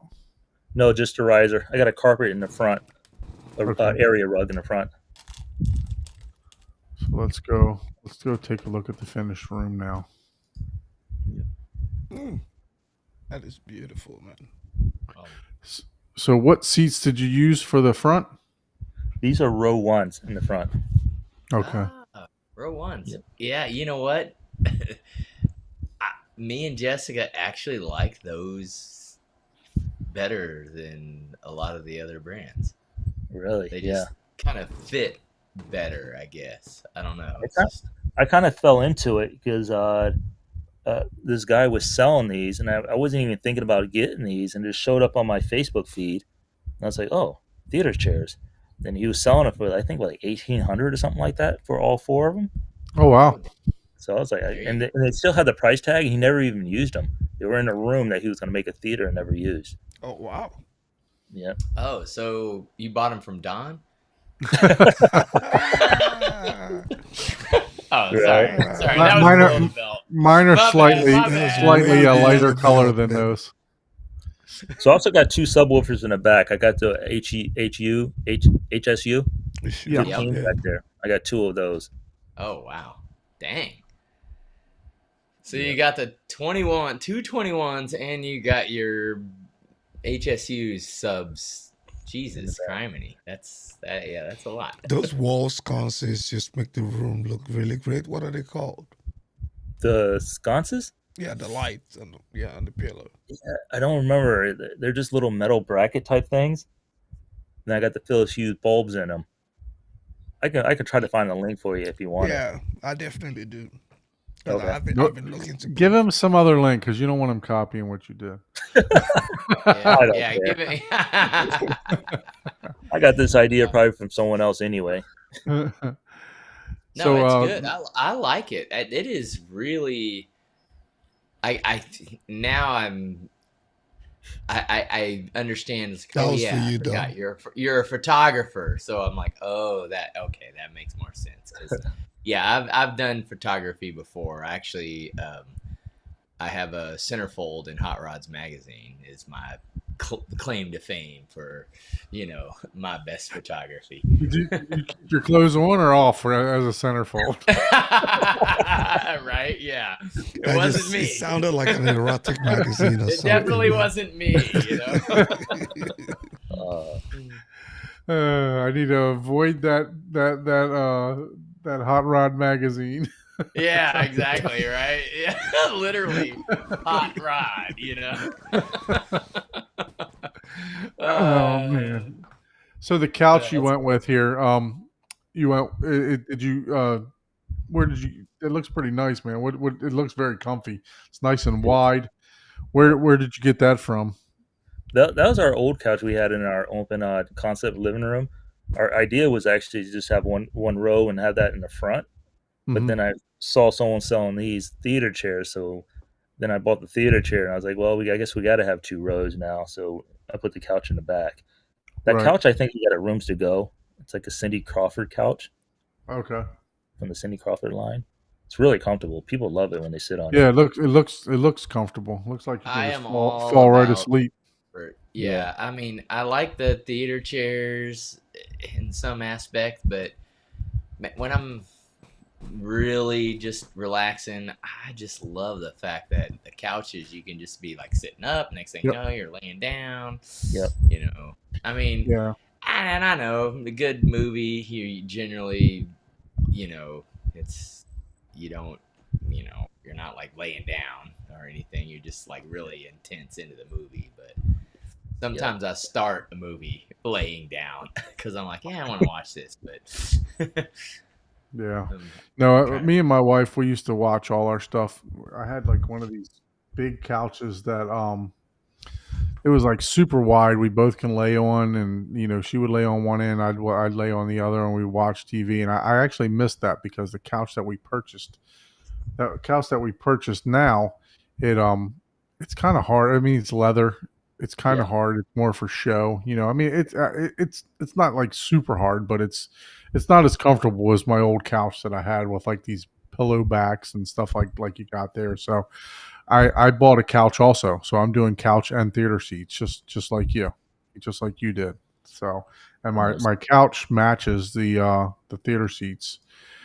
So, and I actually have a bar too, but I don't know if I'm going to have enough room in the back to put the bar. So, screen distance, front row. How far are you away from the screen? Probably like I think 10.5 feet. Okay. Oh wow. Yep. Oh, nice. Yeah. I mean, I think Steven called for me to be a little bit closer. I think he wanted me to be like right at 9.9 or something like that. I just felt like I was scared that I was going to be too close.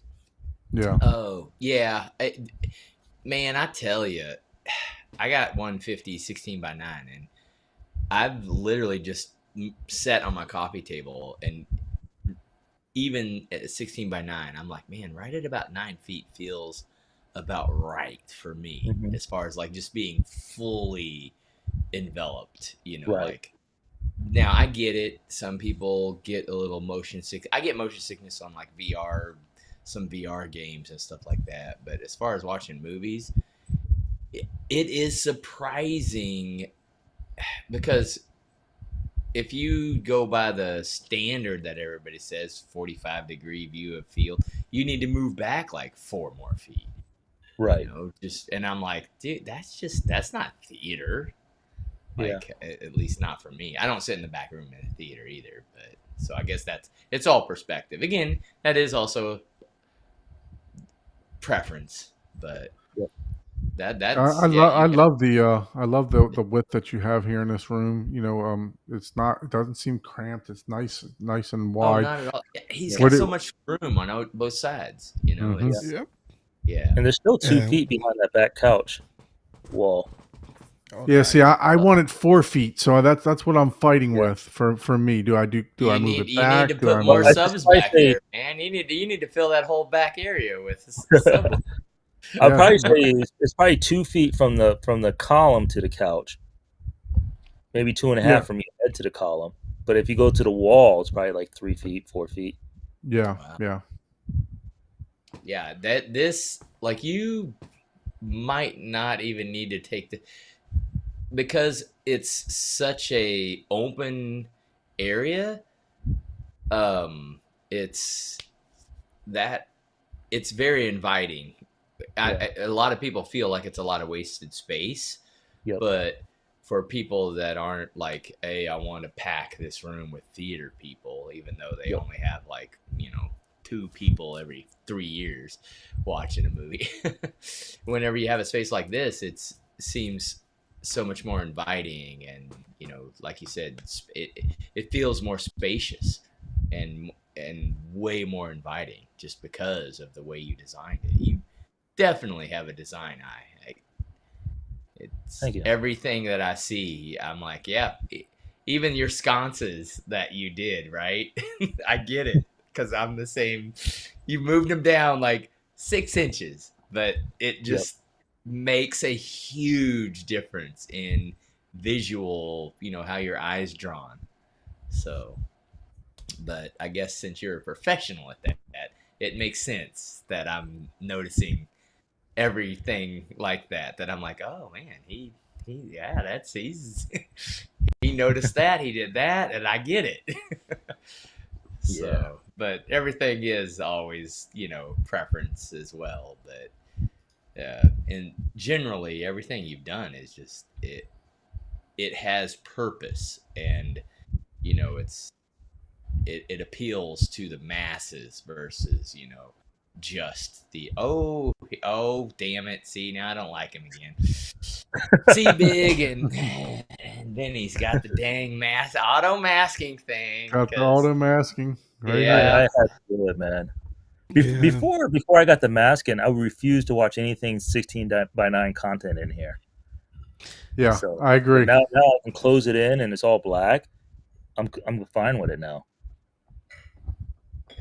Yeah, it looks. Yeah. Yeah, that is a nice feature to have. Yeah. That's 16:9 there. This is Yeah. 240 is what this is. Yeah, 240. Yep. 150-inch screen.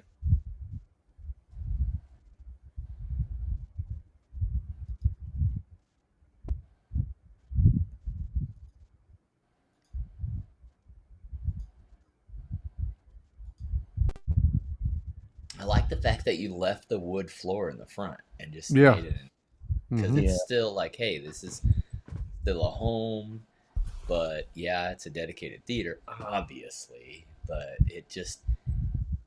I wanted to put carpet, but the wife wouldn't let me. I lost So that how battle. Man, she did good. how She did difficult good. was it to wrap these panels, these this thing Oh. in here, the speaker Oh, grill that you man. did? Very Him and his easy. panel. They stretch so easily. You just staple in the back and just pull on it. Okay. The trick is just to pull really hard so it gets really taut. Yeah. And these are Velcroed also? Those are Velcroed onto in place, yeah. I Velcroed it there we and go. stapled it on. There it goes.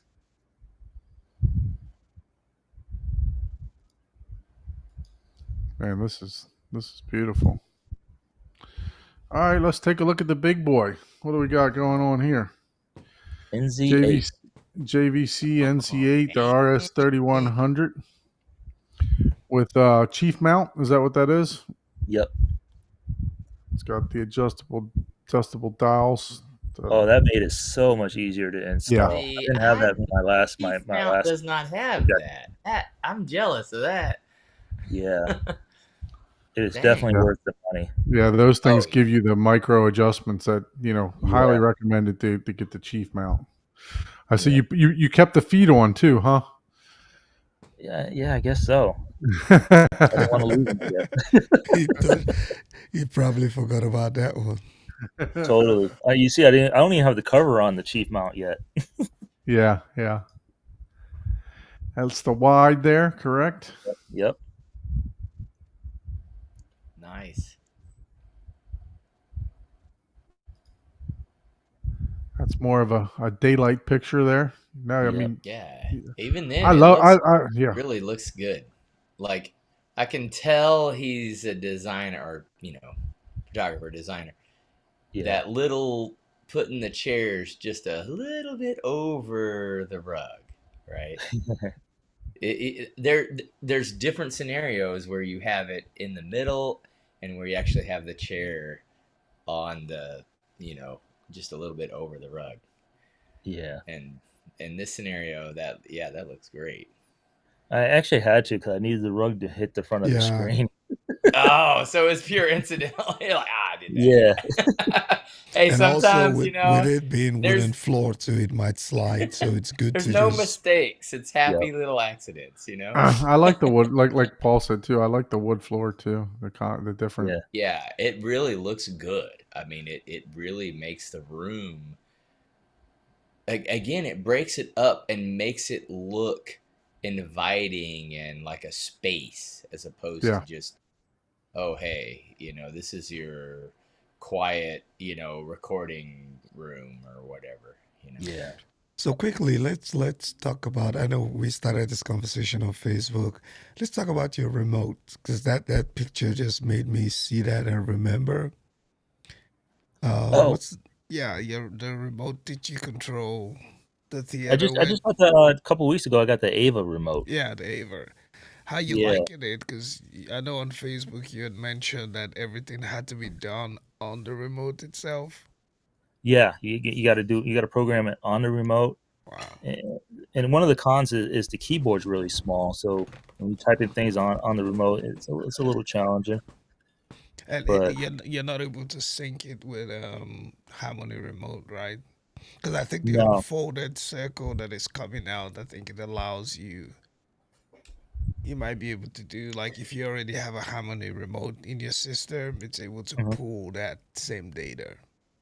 really, Yeah, I think it's the unfolded, or there's another remote that I was taking a look at it where might you, be. But you got to watch. The trick was even with this remote that if you go on the website, it says it's Philips Hue compatible. It's this and it's compatible with these apps, but you got to download the app yeah. and use the app on the remote. So you got to swipe, kind of almost like close out an app or slide to the So side, it's go almost to like another using app to use it. So almost it's like not like using a integrated tablet. into the remote itself. So almost like using a tablet, right? You have all the Pretty much, individual apps. right? But Mm. it's definitely better than my Harmony remote. I would say that. Yeah. So yeah. So they were talking about this on the 24-hour show. I Uh-huh. think there is a way to integrate everything, but like you said, you can also run anything that Android can run. You can run except for Control Yes. 4. Right. The only thing that because Control 4 and Ava are having a little conflict right now. So, Right. but yeah, no, I believe that there are, you know, I'm not a remote person, so I don't know, but I believe there's codes and stuff like that that you can use to set everything up to where you don't have to do the app. I haven't had it yet, but from according to what the person was saying, that you can get everything integrated. Um, uh, I know there's. Did you get the brain along with it too, or you just got the Yeah, I remote? got the brain. Yep. Okay. So I believe he said there was a way to integrate everything. I could be incorrect on that, but If you have right now, I have Home Assistant installed, so all my lighting is controlled through Home Assistant. So I'm able to do what you call is a webhook, where Yeah, you just kind of type in a URL and it automatically do an activation, like turn off a light, turn on a light. yeah. I was able to add those buttons onto the remote. But if you want to use the app like the Philips Hue app on the remote, and say if I'm on Apple TV and I'm watching Apple TV, I need to slide to the side or kind of scroll almost like your iPhone. You kind of swipe up and slide to the side and open up your Philips Hue Yeah. lighting control. Then you can turn the lights on. It's not like right on the same screen you can turn your lights off. If that makes sense. Did I lose you? yeah, Yeah. no, no.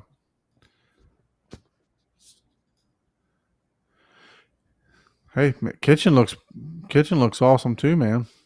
Oh, nice. Yeah, see, so my theater's right off my kitchen. So that front room you see in there, that was used to be our like entry living room. Now that's Hmm. our main living room, and the theater room used to be our, I guess, great family room. I guess you want to say. So we Right. just closed off that room. Beautiful house. Thanks. And this is just under the. Is there was that steps that I saw there? Do you have a second story? Yeah, it's right underneath the stairs. Yeah. So that's the bathroom. Go back one. So that door right there is a bathroom. Then Okay. on the other side of the bathroom is like a little hallway going to the garage, and underneath the stairs is where the equipment is. So I had to run everything through the seal and into that room in there. Yeah. Yeah. It's the same thing that I had to do too. I had to go across the whole dining room down into the closet underneath of the stairs too. So I have my stairs to the if you're thinking right to left, I have my stairs, then I have a Hmm. dining room, then I have the theater room. So yeah, I had to cross over that just kind of just like you had to. Yeah, but So let's go I through have some. 2 stories, so I had to go through a subfloor. Yeah, me too. Oh, okay. Yep. So let's go through some equipment here. Yep. We got the AV10 down Yep. here on the bottom. I think there's a closer up picture there somewhere. Okay. Let's see if I we can get in think closer. Maybe not. I don't know. There we go. All So right, that's so the this is top the of the rack. that's the top of the rack. So we got the kaleidoscapes. Which one did you do? This is The C? the C, and which server did you get? 8 or 824? Yeah, I got an 8. I got an 8. Okay, and Yep. then you got a Lumigen there. Yep. That's the 4 Radiance Pro Yep. 4242, same exact one that I got. Mm-hmm. Then you got the Panasonic UB820. Is that? It's not even hooked up anymore, I don't think. I'm looking here on your list, so I'm looking for that Yep. on here. Yeah, they're But it's down here. right there. You pointing to it. Yep. Yep. All right, and then Apple TV covered up here. Yep. Home Assistant's right next to it. Home Assistant. You Yeah. got the Behringer down here. Yep. I think you go to the next one and go. Oh, that's the power. Try one. Go over one more. Over one more. After the power. Yeah. There we go. I thought I had a close-up picture of the bottom. Maybe not. So this is your network here. Yeah. Yep. I got everything hard lined. That's probably a better picture. Yeah. Got the Panamax up top for the line conditioner. Yep. Battery backup, APC, excuse me. There we go. There's some bottoms. What are those amps there? Those are Buckeyes. Buckeye amps. Okay. Yeah, I have 3. 3 Buckeye amps. Okay. Yeah. I got an 8 channel, then I got a 6 channel, then I got a 2 channel. Yeah, I did mine kind of weird too. I wish I wouldn't have done it that way. Yeah. I did a 7. I did it for resale value, right? I did a 7, a 5, and a 3, Mhm. right? I should have did it to where, because I have 6 Atmos channels. Yeah. So I should have did it to where I can shut my whole Atmos off at one time. So I wanted to do an 8, okay. a 6, and a 3. You know what I mean? So that way Yeah. I could just power down the amp. opposite. Right, Turn exactly. off your mains and just Mhm. have your Atmos running. Yep. Correct. Yeah, so that I can see exactly what's going on with with the Atmos and what's not. So when I thought about the Buckeye, so I have the Emotiva. So when I do sell it, I think that's what I'm going to wind up doing it that way. But just I wish I would have done it that way. But I thought about for resale value that somebody's going to buy a 7, and a 5 and a 3. Yeah. You know what I mean? More than an 8 and a 6. So. Yeah. It's my Home Assistant page. See, this is something that I haven't gotten into yet. This whole Home Assistant stuff. Yeah. Yeah, I have a PC running for it, but I just gave up, man. I put in a few, and I just gave up. It's like back to my having a So remote. this is why I got Home Assistant. You see that keyboard right there? If I click on that Apple TV keyboard, it turns Mhm. everything on in the room, turns the lights on, turns the projector on, turns all the components on before I even walk into the room. That's awesome. Yeah, then I got one for Kaleidoscape, then I got one just for the lights only. Yeah, I'm going with So Control 4. Michael asks, what cooling do you have in your data rack? Or I don't have any coolant in there yet. Before I had the open concept, I always felt the amps and they didn't feel that hot. It's not really that hot in that closet. It's open. You don't have a closed door on it either, do you? No, I don't. Okay. Yep. See, there Yep. you go. Okay. Yeah. So that's why. So they have the Kaleidoscape logo and stuff already on there for the Home Assistant. Well, I downloaded the logo and put it in there. You can add it. Oh, okay. Now, actually, I didn't program on my Home Assistant. I had a guy in Pakistan do program my Home Assistant. Oh, how did he do it? Unless I'm just gonna say right now, unless you get someone to send me the product, no, I'm not gonna help you program your Home Assistant. Yeah, how did he do it? How did he do it remotely though?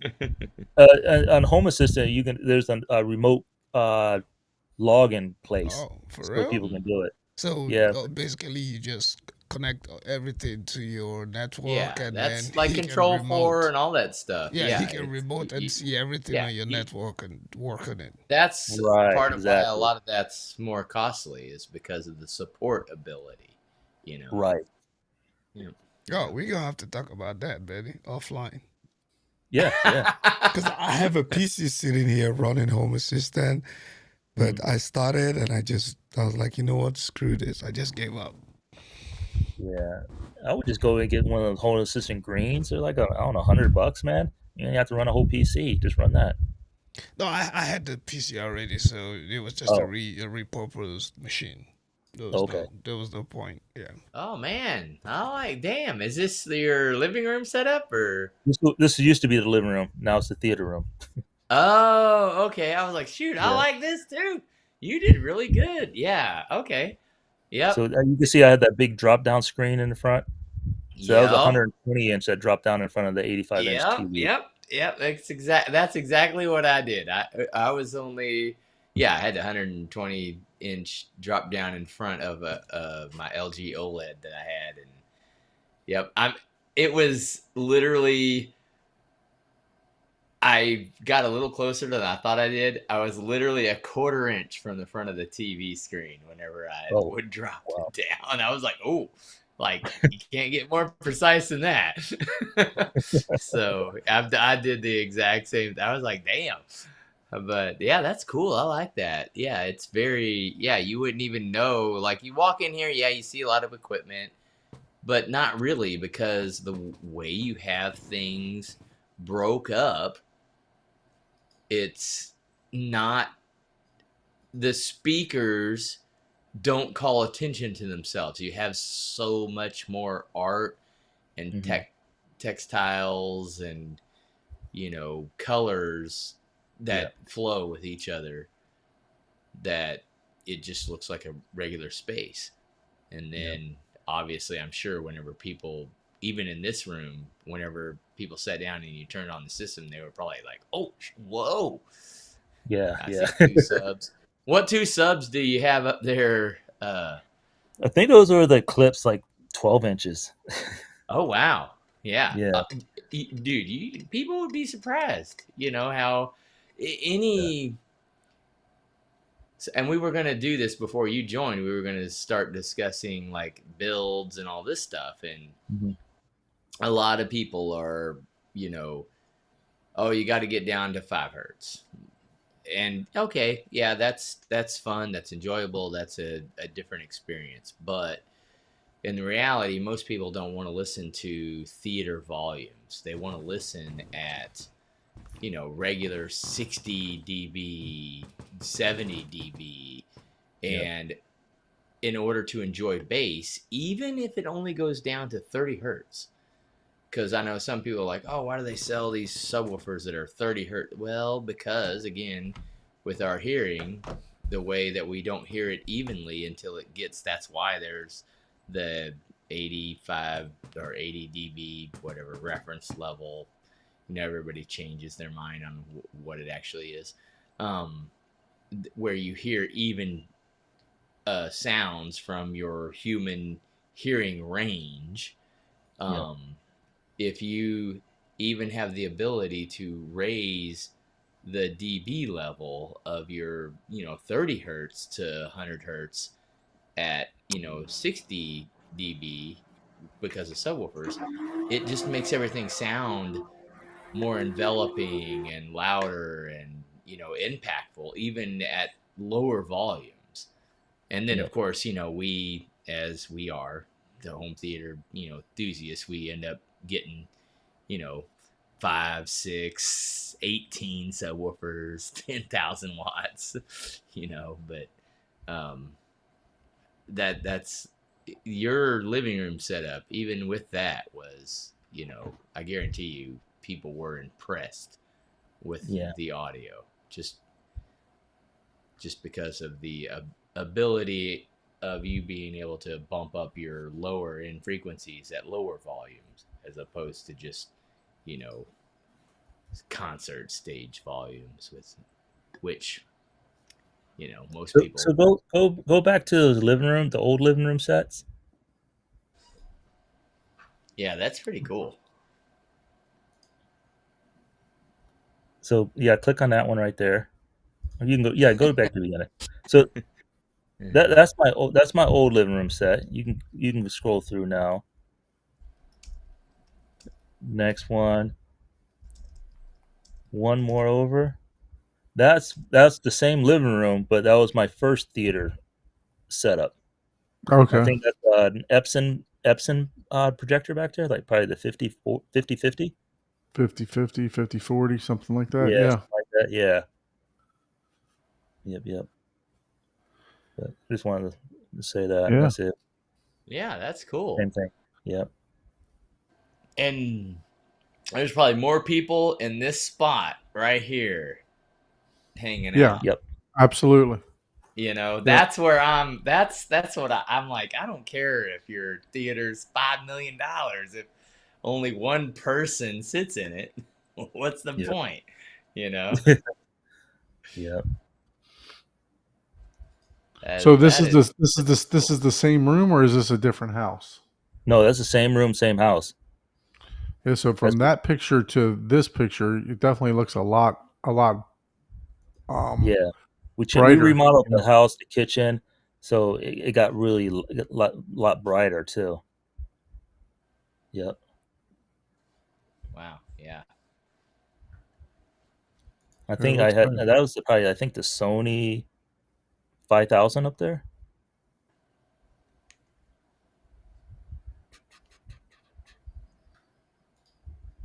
Before I got the Yeah, it JVC. looks awesome, man. I mean, you did a fantastic job. Did a fantastic job on the build. I love seeing all the Wait, build. wait, wait. Go back to that picture on the left right now. This one. Yep, that one. All right. So you got okay. So that's your security camera. Is that your coffee bar? Yeah, that's the coffee bar. Yeah. All right. Okay. Now I was like, wait a minute. It's like you got a TV Yeah. over there. I'm assuming that's okay. Well, I'm a espresso snob too, so Yeah. I was like, oh, I he's don't got a drink much coffee coffee, bar. but my wife does. Yeah. Yeah, my wife. We have a little coffee station set up like that. Also, she's Yeah. Yeah. she she's a Starbucks snob, but she's got her little coffee station. Nothing too fancy. She's just got a Keurig, but she's got that and some other stuff. Yeah, But I'm like doing latte art and all kinds of stuff now. I went full like I'm measuring my beans in the morning. It's like home theater, Once you get into it, you're just like you keep growing, and you're like, God dang, man. gosh, It's can you keep your beans to yourself, please? To yeah, keep us. exactly. It's like, man, it takes me 5 minutes to pour a coffee in the I morning. think there's a video of the aspect ratio or the screen. The screen. Okay, let me go Yeah. back to None of that. the videos have music or sound, so you're fine. Okay, yeah, I was wondering if what it. Oh, okay. Yep. I was wondering. I like that title photo that you had, and I think I saw it in the list down below. Oh yeah, I can see it going now. Yeah, it's kind of dark. Put the lights on when I did that. No, I mean, so is that done through your Kaleidoscape? Not yet. There's a module I need to buy for that to happen. Okay. Yeah, I am gonna do that though, because if with the module, it'll automatically detect the aspect ratio and it'll close for you. Right. You have to once you get it, you need to set up the different points for 2.35 or the 16:9, the 2.40. Then it'll automatically start setting it for you when it detects it. Yeah, because I think the that's all done with the with Control 4. I think it's already set up. I don't think I need a separate module for that with the Control 4. I think it's already detecting that from what the Kaleidoscape is sending. So the Yeah, from the module you're Kaleidoscape. speaking of, yeah, But you the still need a module. module from Seymour, I think, for the Seymour to detect it. Okay. pretty sure. Yeah, I'm not sure. I don't have the masking screen. I know that Chuck Seabig has one. Mhm. I don't know if he's got it set up to where it's automatic or not, but I know he has some push button, some buttons that he, on a remote that he can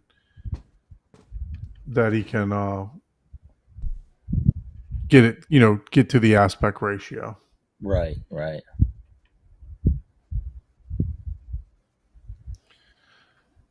Let's see here. Well, my Ravens just gave up a touchdown with 30 seconds left to to tie it up. They're looking at and now they're going for 2 points for the win. So they're either winning or they're losing, one or the other here. So Yep. let's see. Yeah, I really like the. Man, So this is obviously, blue is your favorite color, from what I'm gathering so far. I Yeah, think that blue looks the best in any type of LED. It looks good. It really does. yeah. It does look good. It does look good. Yeah, my that's hence the reason why the background is blue for me too, right? So and when I just think that the blue LEDs look the best Yeah. all around. So you definitely did a fantastic job on this, Benny. I appreciate you coming on and joining us this evening. I love the photos. I can definitely tell on some of the angles and some of the shots that you took. I'm like, okay, yeah. It's annoying because you're always looking through the lens and you're like, oh yeah, this looks great, and then you're like, god dang it, no, I should have done this. It feels a little off. Yeah. But you definitely still nailed it, because looking through your like, I think whenever you were showing your overall collage of the finished product, I was like, ooh, that one looks great. And then Don scrolled up. It's like, oh yeah, that's your cover photo. I was like, I instantly like, oh, that one looks amazing. Oh, okay, yeah, you knew it. I was like, dude, that just looks. It's hard to get that aspect, with photography. It's, like, especially whenever I used to do like snowboarding and stuff like that, trying to take pictures and try to give. You're trying to take a picture of, like, look at how steep this is. You take a picture of it and it looks like it's a flat surface, and you're like, no, this is like a 45-degree angle I'm jumping off of, and unless you're there, you just have no idea. But yeah, I love your photography work in Thanks. your theater as well. It looks amazing. Now I did put up panels underneath in front of the screen. So you got clouds up Like here, glare, so you don't see that much glare no more. right? Okay. Oh, Yeah. okay, gotcha. So what are you using now, Benny? Are you using your phone? I was going to say, are you able to show that? Can you go to full screen with him? Yeah, let me do that. Let me switch and then go full screen. Oh yeah, okay. Wait, this way. Just reduce the reflection. Yeah, there's 1 inch installation in there. Okay. Oh yeah. So you did a That's little cool. did cloud. What's it? One? I can see four different, maybe five panels, right? That's fine. Five, yeah. I think I might go one more and go all the way. Okay. Sides. And when you did your paint, do you know if it was eggshell? Do you know what the finish was on that? Eggshell. Eggshell. Yeah. Okay. I didn't want to go matte because I heard people have problems with fingerprints on matte. Right. So in the middle. Yep. So are you able just to do what are you using now to is this just a phone on a gimbal or just I like can put my phone. You want me to switch to a phone to walk around? yeah, if you could just give us a live tour of what we got here, All right, I'm gonna close this one out and connect on my phone. Awesome. Sounds good. Man, Man, I really like his setup, and yeah, I can Yeah. definitely tell with his photos and his design. I was like, okay, he definitely is very artistic, and probably very good at engineering, because that's for several years, I was going to be like a design artist, and when I started looking at careers and all this other stuff, I'm like, engineering pays more generally. Yeah. And I was like, there's a lot more starving artists than there are starving engineers. That I But agree with. I enjoy the art stuff more than I do the engineering, you know. So, but yeah, I can definitely tell he definitely is good at his craft, you know. Yeah, he did. He did a fantastic job. So I'm just going to go through some of his equipment again. For a projector, he's got the JVC NZ8. For a processor, he's using the Marantz AV10 with the Buckeye amps to power the channels. He has a Lumagen processor, 4242. Kaleidoscape Strato C with 8 terabyte storage. Panasonic UB820 as a disc player. Apple TV 4K. For a screen, it's a Seymour acoustic transparent screen that's 151 inch, basically 152 inch diagonal. It's got the motorized masking on it. Philips Hue lights for overhead and sconces, and Govee lights for the strips. For his speakers, he's got the Ascendo LCR, the 10s. The side surrounds are also the 10s. The rear surrounds are the 10s. And then the front wide speakers are the Ascendo 6 wedges.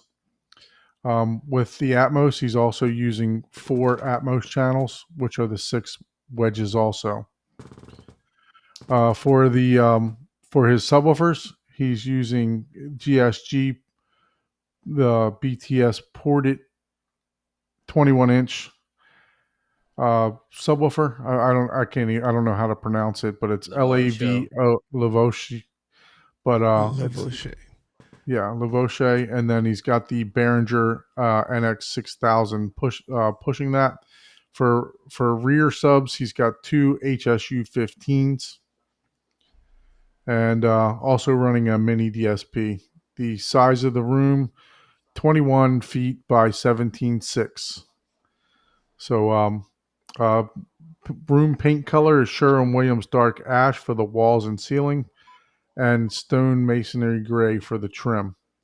So Benny, I think we just lost your video. It's all black. Hold, I yeah, think hold it's on one second. I'm trying to fix it. I had the camera backwards. Oh, okay. And then we got the Acoustimac for a fabric panel, the DMD black and DMD charcoal. Thanks for providing that, Benny. That's fantastic for that list of equipment that we got there. Now we got them live, so you can just do a live pan. So, Oh yeah.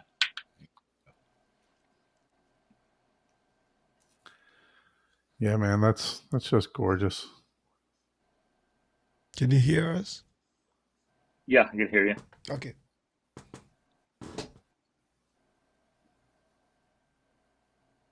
I was debating whether or not to do hardwood, in the room too. My honest opinion, like unadulterated, is, go visually or aesthetically pleasing over Right. everything. I mean, it's just when you walk in and look at it, or you're passing by, or people come by, everyone notices that first. I mean, Yep. I'm not saying sacrifice to where, hey, you got your, left front and your right rear wired backwards. I'm not saying, that. I'm not saying sacrifice like that level of audio, but we are in such a niche market that it just for the general purpose person, it's like, yeah, don't sweat it with all of the people saying, oh, you need this, you need that, you got to do this, you got to do that. If you have the money, buy things that make it quicker and easier for you, you know. But if you don't, and you have the time and the, and the drive to do it other ways, but not to the bragging rights scenario, just go for it, because you're gonna enjoy it, especially if it's aesthetically amazing. People won't even know that, oh, you don't go down to 20 hertz. I'm telling you right now, you'll have more people coming over if it's more inviting. Oh yeah, definitely. So the blues in the chat, blues in the chairs and the I guess the Govee strips, they match up exactly perfectly too. It seems like Yeah, Johnny, yeah. he's asking what Now, size of the shoe subs you have in the rear. I think those are the 15s, right? 15 inch. Yeah, they only have yeah, the 15 15. inch. Yeah, they're the older 15s. Yeah, Yeah. That's yeah. So how long have you been? How long has the room been completed for, Benny? I probably finished it right after M-Wave. So Okay. maybe, I don't know, 4 months, 3 months. So if you had to if you had to do anything over again, what would you say that you would have done differently? Ooh, I would have built the riser taller for sure. What else would I have done differently? yeah. I might have doubled. Lessons learned. Yeah, because okay, that maybe that's the question that you should ask. What was it in the scenario? Lessons learned. And yeah, that makes sense. Like you said, the sinking into the couch. You're like, oh, I did all this math. I did all this stuff perfect. And then, Yeah, oh shoot, you sink in the couch 5 inches. Like, crap. I'm still exactly. looking at the back of the guy's head. Yeah, that's one of those things. That's an experience thing for sure, right? That you wouldn't Yep. even know to ask. I don't know that I would think about that. Like, oh, when I sit in here, how deep do I sink into the piece of furniture I get? Because Exactly. every piece of furniture is different. Some of them Yep. you sit on and you're like, thunk, ow, you know. So, wow. Anything That's else differently that you may have done differently? I might have, I don't know. I keep going back and forth. I wanted to do double drywall on the ceiling and on the walls, but if I sold the house because it's an open concept, getting the double drywall off the ceiling might be and making it match with the kitchen again. I don't think that'd be doable. But that's something I would have wanted to do.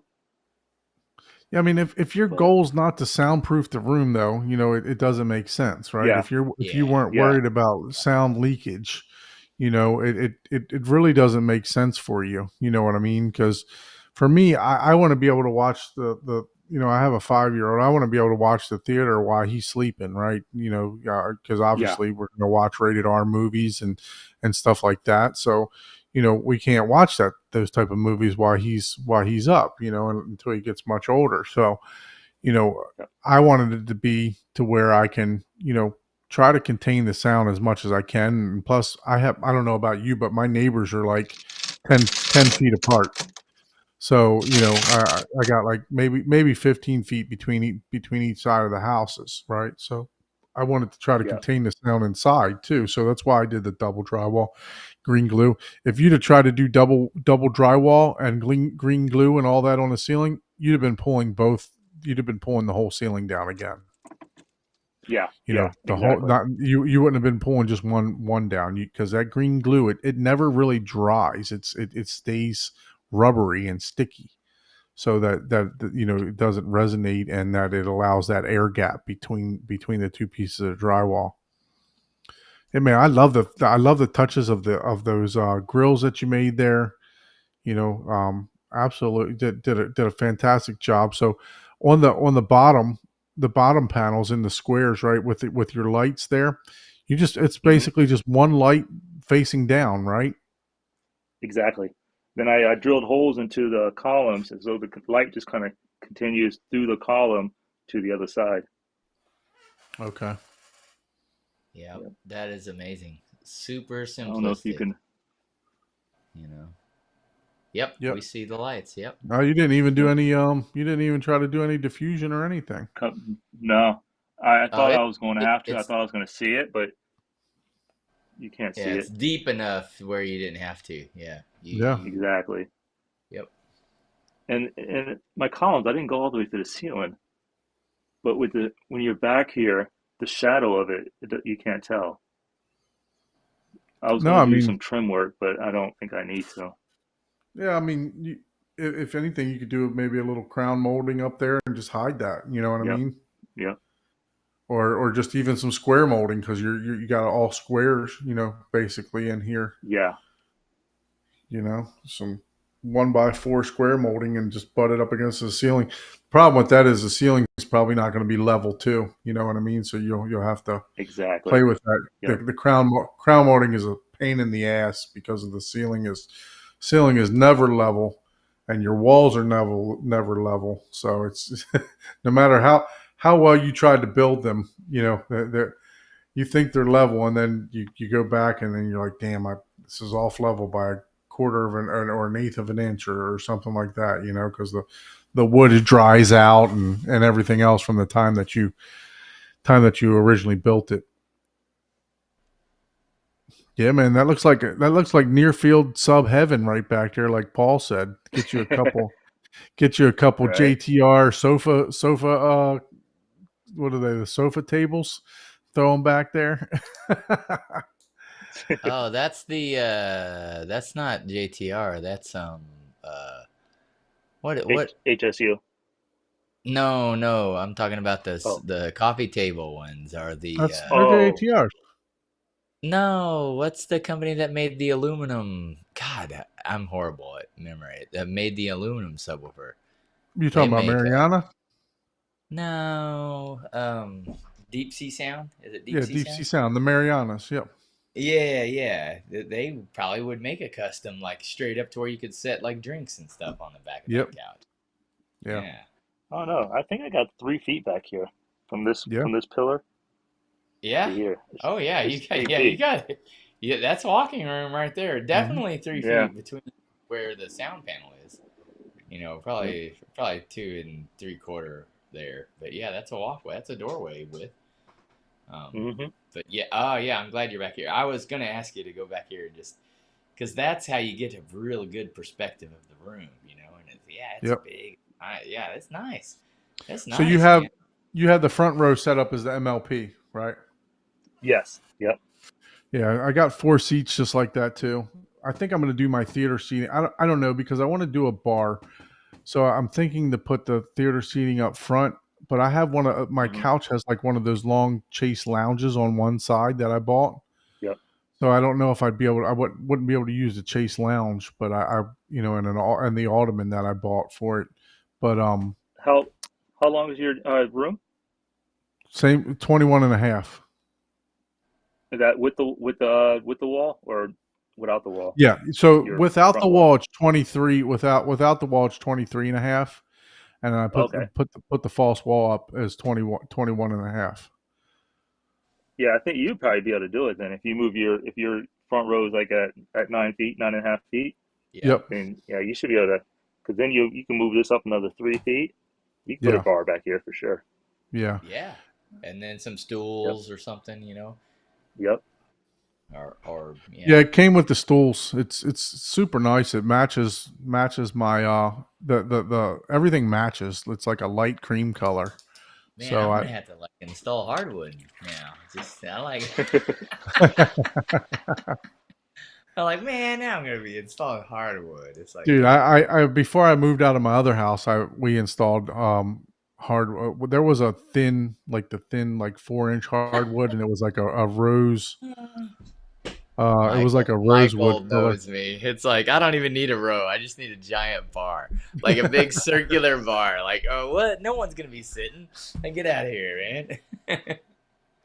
Yep, there you go. That's Yeah, that's nice. awesome.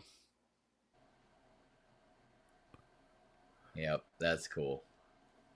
Yeah, that's really nice, man. So besides the riser, anything else that you could think of that you might have done a little bit differently? Probably not. Yeah, I Now, what is your next upgrade that you're looking at? The train off. is his wife watching this? You might get him in Yeah, trouble. yeah. Right, right, right. Oh, I'm No, sorry. Sorry, it's a breakup. We're having it's technical probably definitely difficulties. the module for the auto masking. Okay. That's definitely yeah. I'm probably just gonna order that tomorrow. To be honest with Yeah, you, instead of you can sit get down it and do on it. you can get it on Temu for $20. So Gotcha. the wife Okay. doesn't have to worry about the price. It's on Temu for $20, I think. Yeah. Timu, 20 Yeah. bucks. There you go. That makes sense though. Yeah. I mean, with all And that, the yeah, it's one of Lumigen, those have you done things. the recent updates to the Lumigen? I have not. I'm always scared to do the updates. No, you got to do them, man. The Lumigen's passing Dolby Vision now. It's Is it? also it's turning Dolby Vision in the Rec 2020, so it's passing Mm. Dolby Vision. Oh, It's also doing variable masking, so it will move your masking as the movie's going along. Yep. So yeah, no, it's you definitely need to do the upgrade with that. All it is just a thumb drive, so it's not very hard. Yeah. I've Man, done it before when because I called Chris Deeren and he actually when I got the new projector he sent me the file. I had to do the update to get the projector kind of not really a full calibration, but you kind of get a manual or I don't Remote, know what you want to call yeah a remote calibration kind of thing. Yeah. yeah, yeah. So did you have the projector professionally calibrated? No, no, Okay, but the no. Lumigen he gave you He the he gave file he for the gave me a Lumigen. file and gave me some recommendations what to put it at, but I Okay, haven't had it professionally calibrated. I had him here with my old projector when he did a tour in Florida. I had him come to the house and dial that one in. so so you're using it. So if you're I got a question for you though. So if you're Mhm. using the two side surrounds because you got the AV10, so that's 15 channels plus the subwoofers, right? So Yep. since you're pairing up the side subwoofers, Mhm. excuse me, not the side subwoofers, the side surrounds. Since you're pairing those up, you're basically daisy chaining them, right? So they're running in series. Um, you still technically have They have two extra. they still use an extra channel on my amp. Okay, so you hooked So it. You didn't just Y them or split them. You actually connected them to no, the I amp. wide from the AV10 to the two inputs of the amp. Okay. That makes sense. Yep. Yeah. Yeah. Yeah. Because I was thinking with the AV10, you could actually do if you wanted to. I'm not saying you have to. You could actually do 6 Atmos and run those two speakers in series, and that way you wouldn't use those two channels. You know what I'm saying? Right. well, he wide them. He Yeah. wide split. I keep hearing mixed reviews about having 6 channels versus 4 channels. Right. Sometimes on some mixes, you lose some information because it kind of skips over. You're correct. So I just thought it'd be more beneficial to use the wides because then when I upmix music, it always uses the wides. Right. Yeah. No. Definitely. Yeah. Shane Lee he's got the Trent off and it's got the Atmos tracker on it. And he shows a lot of times that when you're running 6 wides at exactly what you said, they'll use the two middle ones versus the front and back on some Right. of the mixes. So yeah, I Yep. know exactly what you're speaking about. Speaking of that, uh, next week Shane Lee's tour coming to the channel. Oh, nice. yep. Nice. So, So so Johnny asked a question here. He's asking, so what size Kscape do you have? You said 8 terabytes. Yep. Yeah, I How got the 8. many Yep. how many movies do you have on your Kscape versus how many movies do you own on Kscape? Have you maxed out your uh Kscape already? No, I think You're I lucky. own 70 or 80 movies. I don't have them all downloaded, but I have a majority of them downloaded. I think you can get 100 on there, I think. So the 6 terabyte would do about 100. So you're probably getting maybe what's that? Let's see, 6. 120 or something like that, roughly. Probably, Say, yeah. yeah. Still, but you can own more than what you can have So you downloaded. can probably get about Oh 30 yeah. more, about 130 movies on there. On the 8 terabyte. Yeah. It's a good question, though. I mean, because Yeah, people know. But, the answer is, you can, especially if you have higher internet, speeds, you can usually download a movie pretty quick, by the time you make popcorn, whatever movie you want Yeah. to watch. 10, 15 minutes. Yep. Yeah. Yep. Yep. Even at 500 gig, you're only, download speed anyways. Yeah. So Margaret Wood says, "Hi guys, I'm on a tight budget. So which projector would you recommend between the D-Box 2 and the X Jimmy Horizon Ultra? Not looking at a bulb. Why I've been looking at um, Dangby and X Jimmy down the line for go for better.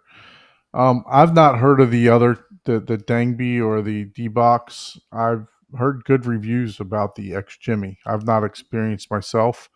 Ike, do you have any No, that experience was with the some? same response I gave. I've only seen reviews of the X Jimmy, and they seem to be, relatively good reviews. The Dangby, I've not really followed much about it. So There's another give, one that just yeah. came out too that starts with a V. That's supposed to be pretty good. Giles did a review, and so did Shane Lee Oh, on okay. on his channel. Let me see if I can find that Oh, real hey, quick. that's a nice remote. Now, which remote is that? It's the Ava. The Ava. Oh, the Ava. Okay. Yeah, Yeah, you got the. yeah, the Valerian. That's the Yeah, projector you're talking about. Thanks, yeah, Kyle. yeah, and they're Yeah, saying that was that they're saying that's a darn good projector for the price. yeah. It's one of those things where you can tell they're spending a lot of money on marketing. So that always makes me leery, when every single reviewer is out there. It might be amazing, you know what I mean? Like they might, that's the catch 22, right? When you have a really good product that'll sell, billions of products. Like you have the, whatever, the Apple friggin' iPod that no one thought was a thing, right? They marketed the hell out of it, and that made that company, right? Something as silly as, you know, just a simpler, easier audio interface for portable audio, right?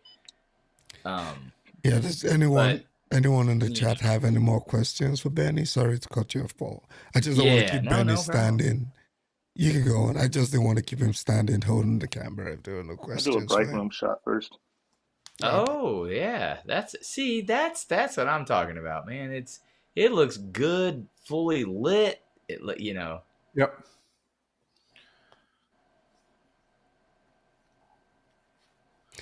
Which one are you referring to, Big Jack, the Valerian or the X Jimmy? What projector are you referring to that was The reviewed? YouTube review. See, that's the thing, though. You got to be very careful about every YouTuber because, let's face it, a lot of them are just. I don't know. It's hard. It's hard to. You don't know who's being business wise versus consumer friendly, I think and there's a there's fun. There's a some that fun. people that you can trust. Like, I mean, look, I've seen Shane Lee give some reviews about stuff. Even I listened to his movies with Kaleidoscape on there, and he's reviewing movies with the Kaleidoscape guys on his channel, and he's saying, this isn't good, this isn't good. He's not afraid to say what's good and what's not. So, Oh, you know, you'll see that if you don't watch him. He's definitely not afraid Yeah, to I say, used to watch him a lot. I haven't watched him recently. yeah. Uh, So I mean, and there's other people that that have compared it, are doing actual comparisons to their other Gotcha. projectors, So, well, like you said, you just got to try it out for yourself. I think the biggest negative of that projector was just the way that it mounts. It's kind of weird uh, after Benny gets yeah. done showing his beautiful theater here, which I could look at all night. Um, Oh, I'll Yeah, pop I'll it jump up back on in the the really. screen. computer. Man, this thing is gorgeous. I really appreciate you so much, Benny, for sharing this experience with us, sharing your build. Your the whole process. The build, the pictures just took us through the build completely, and that's something that I think that is just not shown enough. On YouTube or, you know, I know you can go to AVS forum and see like whole theater builds, but not with anybody talking about it, right? So you just have to assume a bunch of stuff. So definitely appreciate you sharing, your theater with us. It's phenomenal. You did a fantastic job. Thank you, guys. Yep. Thank you. Thank you. It looks like one quick question. Do you have a separate AC unit for the room, or are you just using the same central you had now that you've closed up the room? Right Like now, it's all I have is just one unit. It's okay. funny. I just had a guy come in give me a quote for the mini split today. They wanted 5 grand. I'm just like, ugh, Ah man. Yeah. yeah, That's not Is too that bad. exterior? Is that wall? Do you have any exterior walls there? What any of your walls are? yeah. That wall right there is exterior. That whole wall. Okay. That's probably Yeah. the only place I can put it. Only problem is, sorry for the bounciness. My gimbal died on me. You're As soon as good, you walk man. in the room, that's the wall you see. So I have to mount it there. Yeah. We And it's like, oh, do they have one called like Mr. Cool, that you mm-hmm, can. It's kind of like a DIY type of thing. I've mm-hmm. been looking at them too. I think you could probably get one for like $1,200, $1,300. Look for the DIY mini splits. All you got to do Okay, is pump, go through the wall. You're in Florida, so it's probably brick and block, right? block, yeah, Yeah. So you'll just have to get a special um, concrete bit, bit bit that'll go for it, yeah, through it, the decent size to run the wires through. But from what I see, they're just plug and go. You just need to make sure that you got the breaker and stuff outside for it. right, So Yeah. yeah, It's tough, but I get it. Yeah, you'd have to. You can always take the cover of those mini splits off, and then do some light sanding and primer, and do a paint coat match on it. I mean, yeah, it's still going to yeah, be an object for sure in the yeah. room.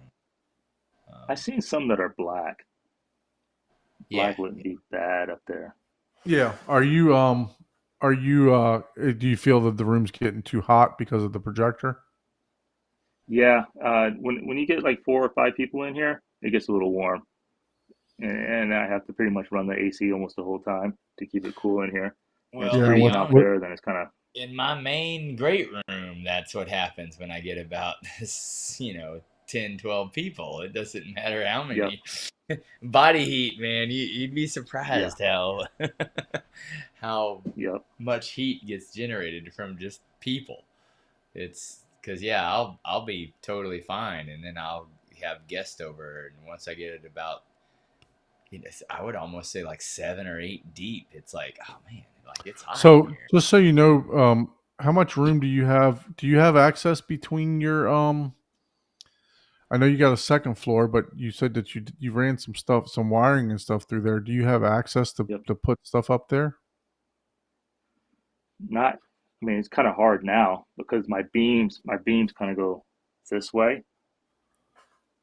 So Yeah, running something all the way across is hard.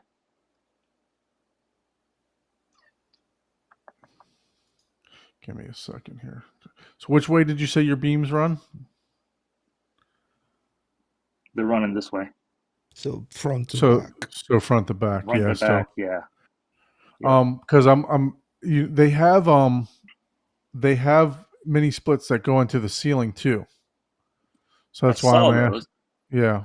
Then I thought it'd probably be better to put a hole in the wall versus putting a big hole in the ceiling if I Yeah. ever want to take it down. And then if I put it in the ceiling, where would I put it in the ceiling? See, I would have to go in the middle of the room to make it look right. Then trying to get the lines all the way to the outside of the house be kind of hard. I mean, if you could get it in that first rafter, I think it opens and closes, and you can angle it the way that you want to angle it. If you can get it in the rafter, you can do it in the middle of the room, but get it in the rafter. I You got know what I'm lights up saying? there. I think it like kind of look kind of weird, kind of being Yeah. off centered on in the ceiling. I think it might look kind of weird. Yeah, I agree I with don't you. know. That's my OCD. No, I definitely agree with you. They do make drill bits that'll, flex and stuff like that too. So if you Yeah. had to drill through the beams, just a suggestion for you. Well, I got metal beams. Oh, Yeah, you're not drilling through that. yeah, no, you're not drilling through those. You're correct on that. You know, Yeah, see, all my beams are my second floor beams are all wood. I wish I had So, wood. They wouldn't vibrate as much. but I'm block all the way up to Are the you? roof. Yeah, yeah. Nice. So, and I got I don't know about you, but I got hurricane proof windows, so it's there. You can hardly hear anything outside. I got hurricane windows now too. Can't see Yeah. it.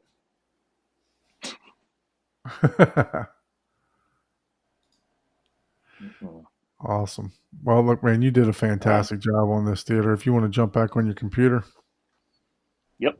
We'll do. All right, guys. Hold on. Yep. That's awesome. so I want to share this projector real quick. What projector? The NZ8 that you're No. selling? Oh no, No. you upgraded to the NZ9 and you're selling that because you want to get the NZ22. Coming soon. So this is the Valerian projector that The Valerian.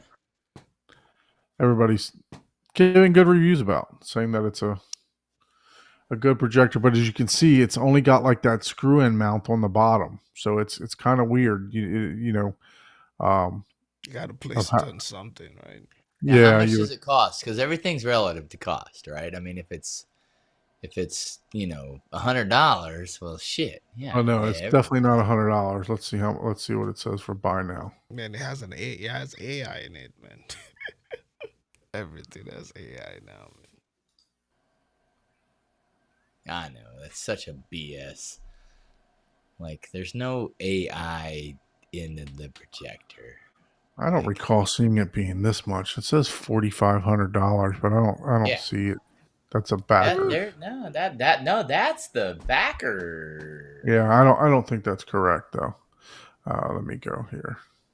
Yeah, $4,500.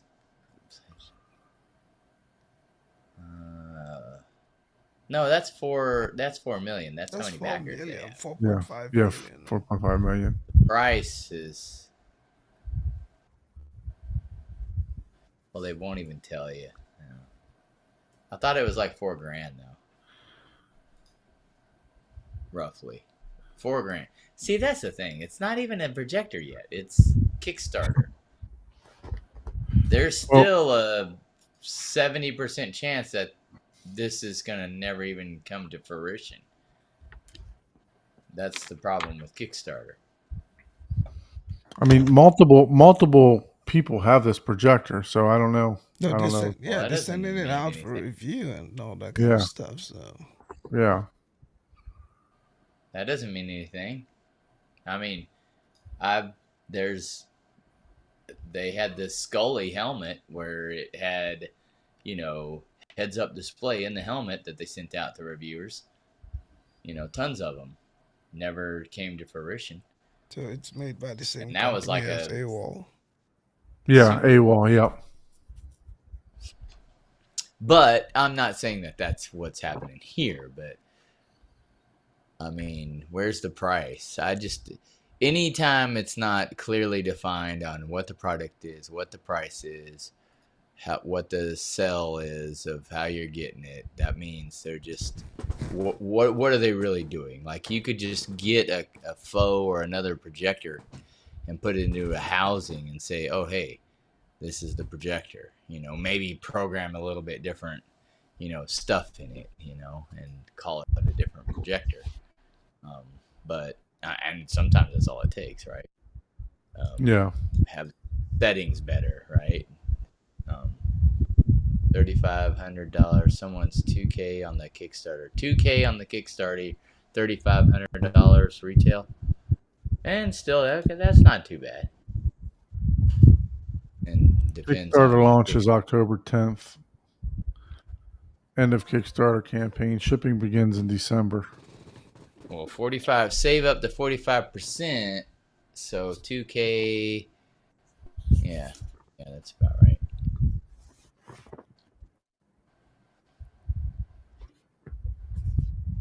And the little mount doesn't depending on how heavy it weighs, a 3/8 inch bolt is going to hold hundreds of pounds, so it's just how well it vibrates. It's 3,000 lumens, 4K, RGB laser, 110% Rec 2020, ISF certified. So Dolby Vision, active IMAX, 3D. Oh, nice. yeah, active 3D. So I mean, I think they got a good base here. Yeah. Like I said, a lot of people are comparing it. They're saying the blacks aren't quite as black as the JVC, but it's pretty close. Yeah, could be. Might be the next best, might be. So here you go. Here's your pricing here. There you go. That's for the early bird, right? Okay, so it's $4,000. Okay, that's what I thought. $4,000 for the max. Mm-hmm. I mean, Early. home theater people, they're gonna go for the max. Yep. So 3,000 lumens. Well, you get 3,000 lumens with both of the Max and the Pro. Which begs the question. But there's only a difference of $200, so you might as well get the. What's the difference between the Pro 2 and the Max? Like, what kind of, you know what I mean? That's weird. What's happening there? Yeah, we'd have to be able to do a comparison between the two. It's all marketing. Yeah, that seems very weird. Like, same lumens, but we are not programming. It's kind of like, what is it? Is it Mercedes or BMW, where you buy the car but you got to pay extra for the heated seat activation? Is that what's happening there? Well, like, if you want to know next week, Shane will be on the channel, so we'll get his in-person review. All right. So we'll be able to talk to him. He's going to do his theater tour next week. It's next Thursday. As mentioned before, we're probably going to move the Thanksgiving show either to Wednesday or to Thursday, just depending on if we're doing some traveling, or excuse me, Wednesday or Friday, just depending on if anybody's doing any traveling or anything, So just look out for the show on Thanksgiving week on either Friday or Wednesday evening. Benny, really appreciate you, man. Appreciate you. Go ahead and stop sharing this. Really appreciate you jumping in and showing your theater. Sorry if you felt peer pressured into jumping in tonight. No, I'm good, man. Yeah, you did a fantastic job on this theater. Like, what do you got going on over here? I think I like your theater. It's impressive. I'm probably not going to do that since mine's still considered a great room, but I am going to redesign mine and find a little more put together. I did my barcade, in my vision, but I haven't done my theater. My theater I just kind of put up for visual sound. But yeah, you have an open concept too, am I right? Huh? Yours is open too. Am I right? Yeah, Yeah. full opens. But I got stopped because I did a high ankle sprain on my leg, so I'm like, well, Oof. I'm not climbing a ladder to do any painting, or I'm definitely Yeah. not climbing up to run Cat 5 cable anytime soon. That is Yeah. everything came to a halt instantly. So I was delaying it too because I knew once I start something, I'm full. Like I'm the start it. I'm doing it until it's done, and everything else is getting put off. And I'm like, I mean, I'm already enjoying my theater, you know. Right. So so that brings up a question. What was the last movie you watched, Don? In your So existing setup. so I tried to watch. I don't know. I went down a whole rabbit hole the other day. I woke up and I came down to, what did I come down to watch? I came down to watch something. I couldn't go back to sleep, and I wound up trying to watch The Penguin, the new Oh, series on okay. Matt How on was Matt. that? Honestly, I didn't get to it. So, long story short, I forgot my password to try to get the Mac. So I just created a new thing and paid $20 for a whole new service, and then found out that I was getting it free through AT&T. So I would try to get into my Apple to cancel it, and all kind of other stuff. So went down a long rabbit hole and never even watched the episode. But Oh, the last movie I watched was the one we talked about the other day, the Terrifier. So I am watching the show, also. but So you're that watching a series, though, right? You're watching the yeah, series. the Yeah. the Okay. Terrifier series, I believe it's Yeah. called, on Netflix. Okay. Gotcha. Yeah. So yeah, I'm Yeah. watching that. I haven't watched any new. I'm trying to think. I don't think I watched any movies. I'm horrible at remembering. um, I did watch the rest of Vox Machina, which is like a D&D type of series. I don't even know what service it's on, to be honest.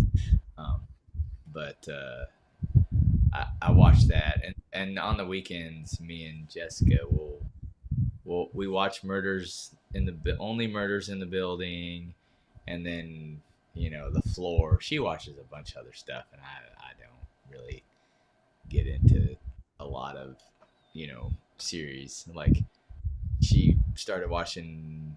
She watched Naked and Afraid a lot, and we started watching the XL series, and they're like really long episodes, and I'm like, there's just not a there's so much irony in all of it. I'm just like, no, this is yeah, I can't watch.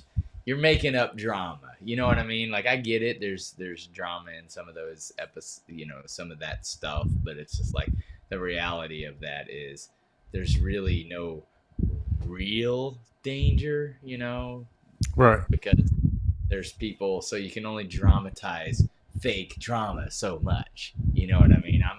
I will, I can suspend my belief so much, but it's like, man, come on. You just like, uh, it's like, okay, I'm bored of you,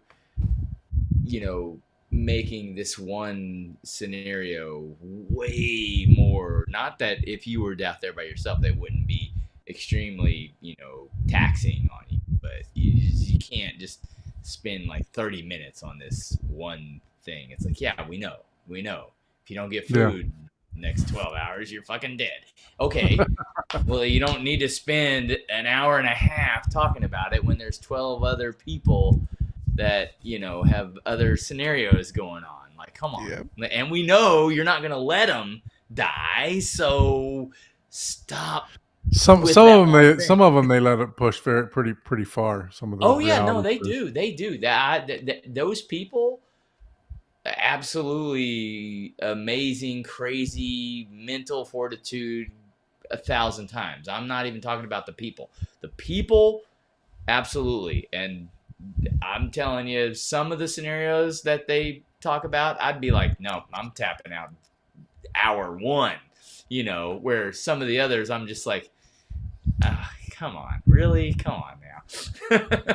So, Benny, you I saw that you replied in the Facebook group today that, or either today or yesterday, that Casey and Michael are trying to start up the Florida Get Together group, and I noticed that you put in there that you'd be willing to host. I definitely want to try to make it up there, to your theater and check it out in person. What are some of the Paul was talking about movies. What's some of the last movies that you watched, and what are some of the demo, your go-to demos right now? The last movie I watched was Deadpool. I watched that over the weekend. That was pretty good. I thought it was good. I just finished. I just watched a show, The Continental. Any of you guys watch that? The John Wick kind of spinoff series. Yes. Oh no, I haven't seen the series. How is Yeah, that? the sound is not like great. But it's a good show. The story. Yeah, I mean, I'm Yeah. all about. I love the sound. I love the sound. I love the visual. But when I'm watching movies, I'm all about the story. Yeah. And sometimes I don't necessarily need something in depth. You know what I'm saying? Like sometimes I just action is great. Right. Like I don't watch Fast and Furious series because I want an in depth, friggin' storyline. I just watch it for the cars and for the impossible, I'm flipping a car with my fist, or whatever the heck they're gonna do next. Yeah. And I can enjoy that, but yeah, a lot of the times I like it for the story. Yep. So what are some of the demos that you're doing? I don't even know yet. I was kind of going through yesterday trying to figure out what kind of demos. The demo that I really love is the first Ghostbuster, like the first couple minutes of the movie. I don't know if you remember the intro of Ghostbusters. It has a lot of effects, so that would probably be one of my go-to get demos for sure. Now, when you say Okay. the original, you mean the original, or Not the you mean original, but the of the new reboot. The of new the new series. So one after what's it, Aftermath or after Yeah, Afterlife? Yeah, Afterlife. yeah, something like that. I forgot Yeah. what But not the that one. Frozen Empire. You're talking about the Afterlife, the new, right. the remake. Well, it's not a remake. It's just what do you call that whenever they Reboot? light up a series? Yeah, reboot. Yeah, there you go. That makes sense. Yeah. Yeah, the reboot of it. Yeah, I liked the first one. That was a really cool movie. Yeah. The Frozen Empire is good. It just wasn't as, I don't know. It seems like they rushed it compared to the first one. That's what I keep hearing. I haven't watched it. They had a lot of great cameos and stuff in it, but it's just like, okay, that's cool. Everyone loves that, but that doesn't make the movie. No matter how many cameos you do. Yeah. Yeah. How about you? Like, you watch anything in the theater this week? I watched Das Boot, the German movie about what's it called? The German U-boats in World War II. Okay. Yeah, it's an old school. I think it came out in 1982. It's a really good movie, and it's the World War II style movie, submarines and stuff like that. So if you haven't seen it, see it. It's one of those World War II classics, right? And it might be difficult to find the English version, so I understand a little bit of German, so I watched the German. Okay. Yeah. Expanding your horizons there, huh?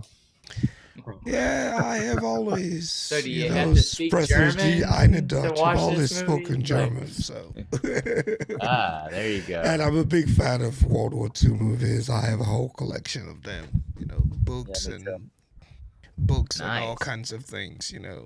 So Johnny says to check out Special Ops Lioness. Very good show. Yes, I started that on net. I think it's on Netflix, one of the subscription services. I saw that. I watched the first episode. Paramount. I think it's Paramount. Is it Paramount? Yeah, I saw. I watched the first episode of it. It looks like it would be good. I watched the first season. I liked it. Speaking of the rabbit hole that I went down, I did find out that I was paying for Paramount twice. So I was paying for Paramount plus Showtime and just Paramount. So once Now I know you're not, but that sounds stupid rich. Like no, I don't know that I would ever be continually Is it paying for Is it something through your phone? twice. Is it through your phone network? Because I know yeah. So one time I was doing that for Okay, HBO, okay, where yeah, I could my see phone that. was paying done for that it and before, I yeah. was still I, paid. Yeah. yeah, that yeah, sucks. Yeah, I could get that. That's kind of like me buying Ready Player One 2 more times because I was like, well, the first time I didn't know I had it. The second time I was just like, I can't find it. I don't know where the hell it is. And that's why I went all digital. I'm like, God damn it, I know I have this. Like, screw it. I actually bought 2 also because I loaned one to my brother-in-law, and he, you don't want to Yeah, ask him back for it, right? So it's like, all right, it's been 2 months.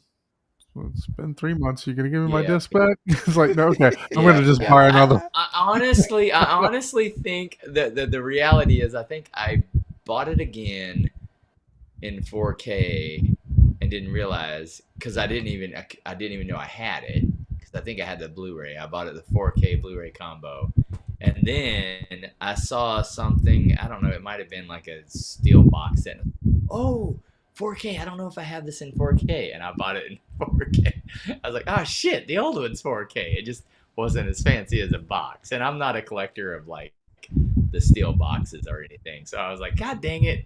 Now I got 3 copies of this damn movie. Like, what the hell? Why does So it sound now I like just pull up my app and like, nope, I got it. why does it sound like you're out there in a storm, Paul? I think is your mic rubbing against something? That's not me. Oh, where's that coming from? I don't know. What's that? Sounds like Oh, just getting a little bit of feedback. That's all. It's all right. it looks like it's Benny. I don't know. No big deal. It's No, fine. no big deal. At the end of the show, anyways. So You still hear it? no, Nope.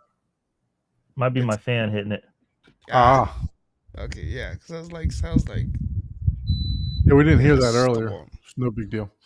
Yeah. So It's look, we I talk appreciate everyone joining the show this evening. Like I said, Always next week blaming Shane me. Lee, They're always blaming me. Shane Lee's booked for next week, so we'll have him on.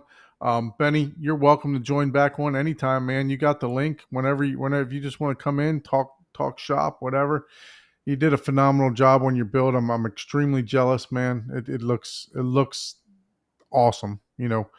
That's my biggest fear is that I want it to be aesthetically pleasing, and you did a fantastic job. So that's my biggest fear for me is that I hope to do something even halfway as good as what you did. So you did a really really nice job there.